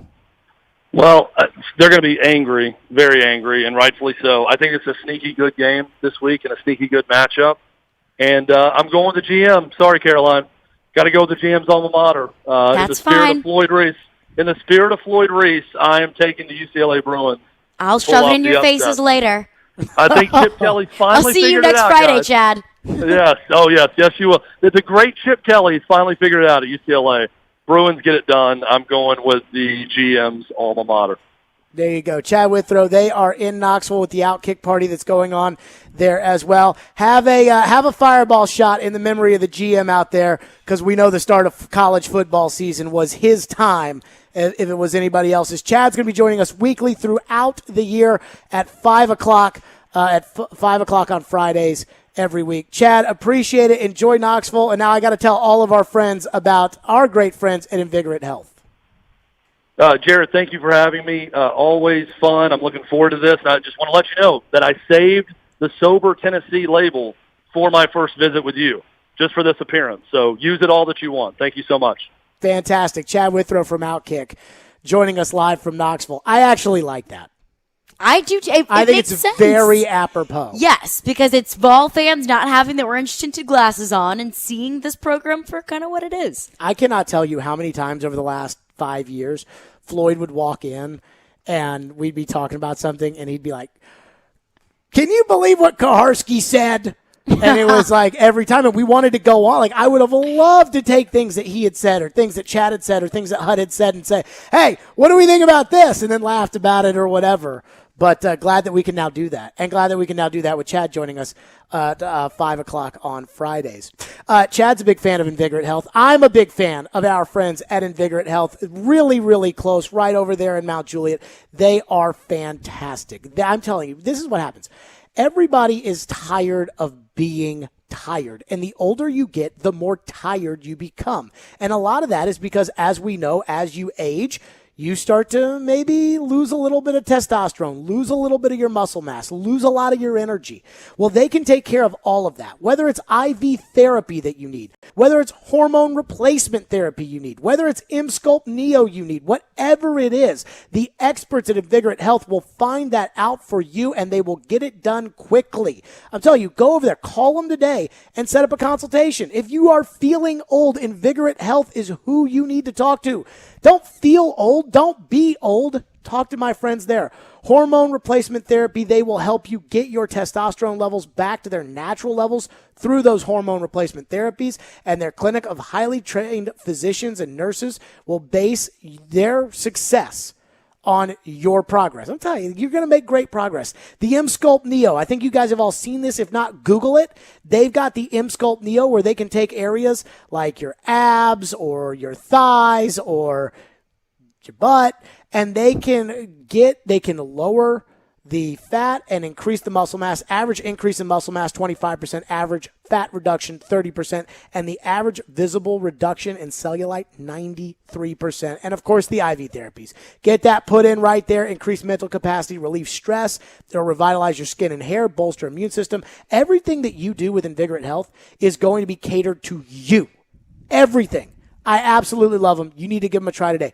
Go online, invigoratehealthtn.com. That's invigoratehealthtn.com. Or call them, 615-288-4777. And do not feel old anymore. That's Invigorate Health at invigoratehealthtn.com.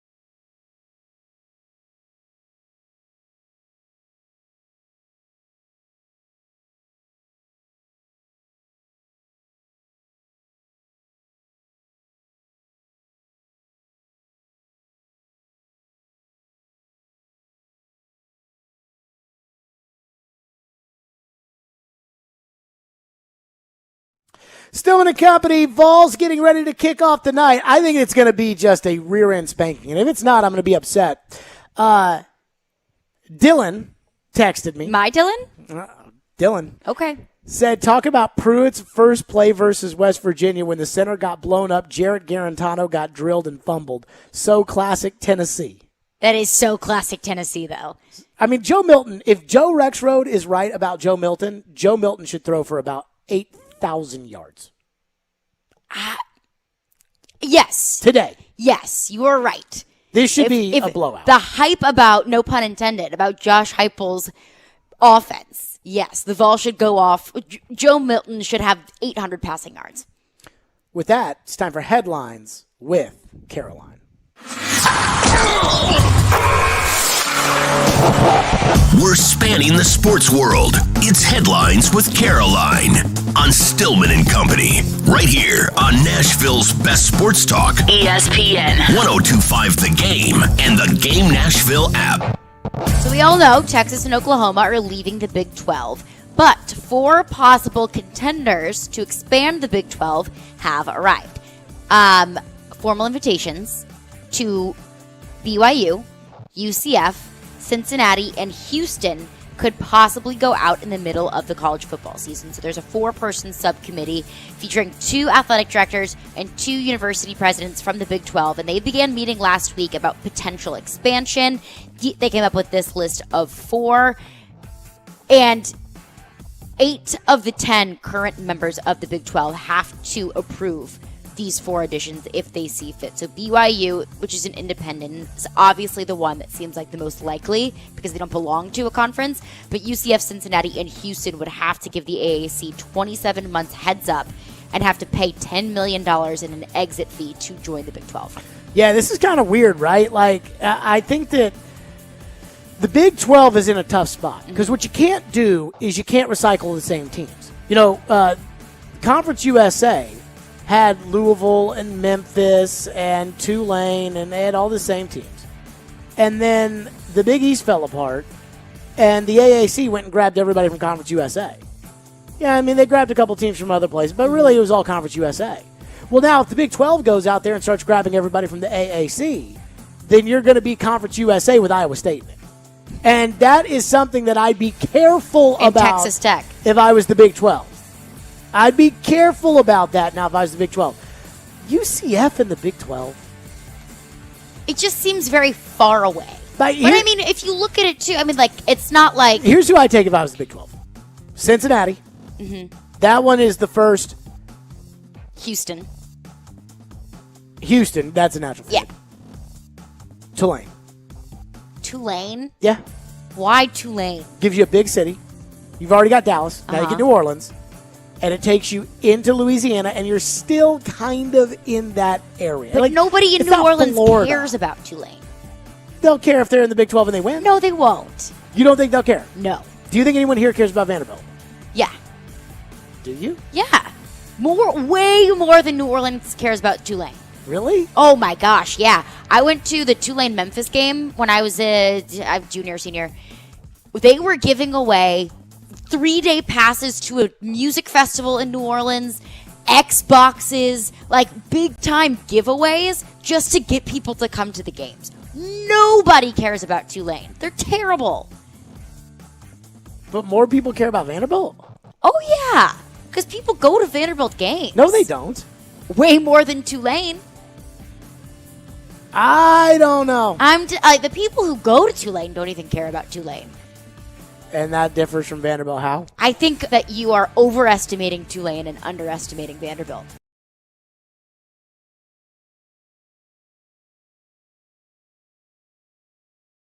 The fact that he was older, you're younger, that, he'd spent He's 40 the former years general in the manager NFL, of an NFL team. And you were doing the digital at ESPN, and I could not imagine him trying to do the digital at ESPN.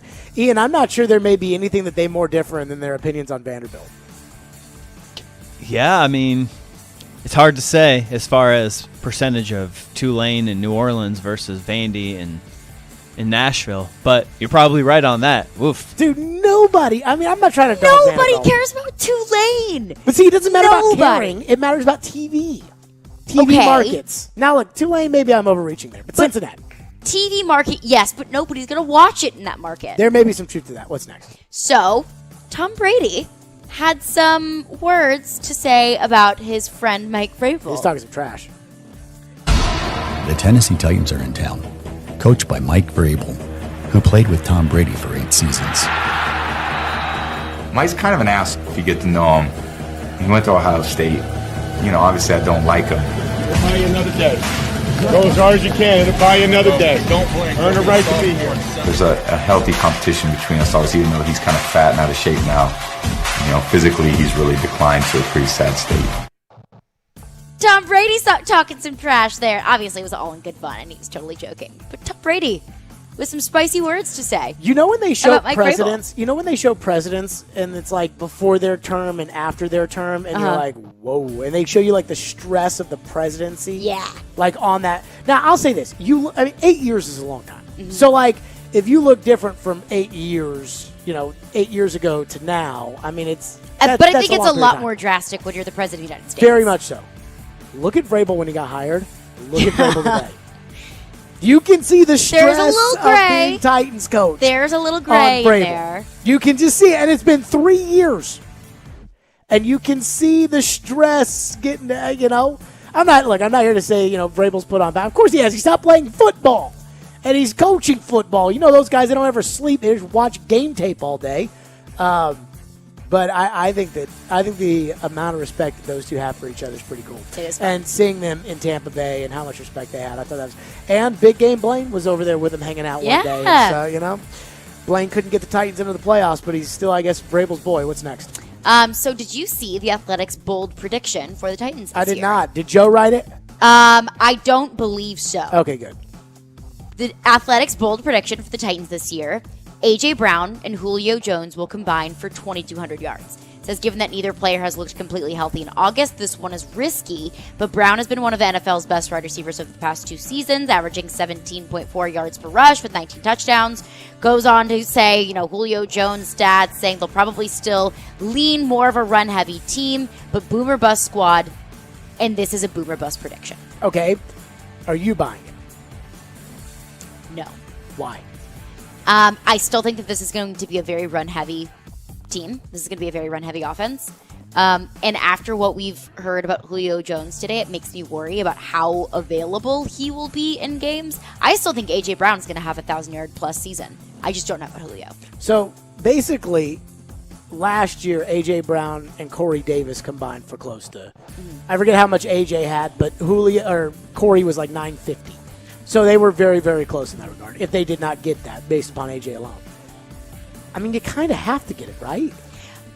And 2,200, when you think about it, it's really not that much. With all the money that's invested in Julio, the second-round pick, A.J. Brown, knowing that he's trying to now become a true bona fide number one across the league, you kind of have to get 2,200 yards between the two, right? It feels like you have to, but I don't know. I would agree with you that would be my expectation. I think it Julio should be our expectation. I think Julio's going to be on his best behavior this year. Now, if they don't win, that may change. But I truly think he's going to be on his best behavior. The A.J. thing, I just see A.J. continuing to have another great season. I'm going to say yes. I think the Titans, they get plus 2,200 yards. I don't think this offense is going to be as good as everybody is making it out to be. What do you do to stop the Titans? But I do think that they'll get 2,200 yards. Apparently last year, 2,050 between A.J. Brown and Corey Davis. So you're asking for basically 150 more yards. So each, a little over 1,000. Do you think A.J. Brown has more yards than he had last year? I don't know. So last year, 1,100? They got to be able to... it was like 1,075 for A.J. Brown. Okay. They got to be able to rely on Julio Jones more than they could rely on Corey Davis. They have got to be able to. Well, he's not being paid $50 million to not. Corey's getting paid all that money, and he's not reliable at all. So well, he plays for the Jets now. And that's exactly where people that aren't reliable go. The Jets. Those are headlines with Caroline. 615-737-1025 is our phone number, 615-737-1025. Caroline's is coming up next. We got college football games to pick today. Yeah, we do. Including Gus Malzahn making his return to college football against Boise State at Central Florida. And we'll have the Vols game that we will have to pick as well.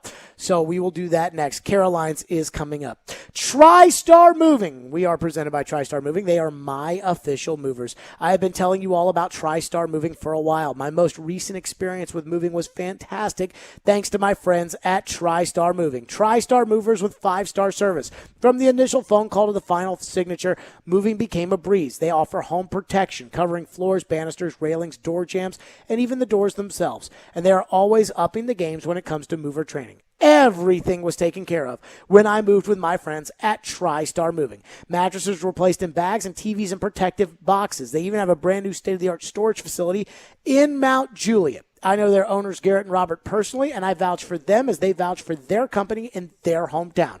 That's why TriStar Moving is on the rise quickly. So if you're looking to move, give my friends at TriStar Moving a call, 615-640-1219, or visit that website at nashvillemoving.org/radio.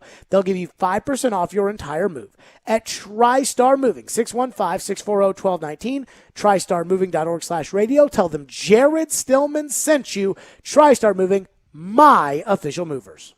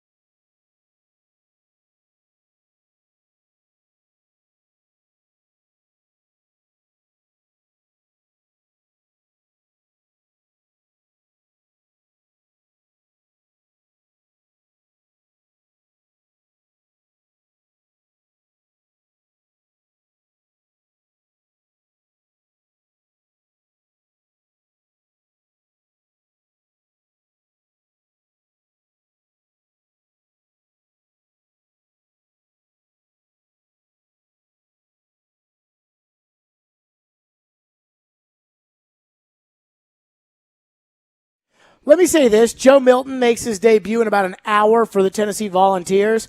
If Joe Milton doesn't light it up against this terrible Bowling Green team tonight, Joe Rexrode is going to get the business after the column that he wrote the other day.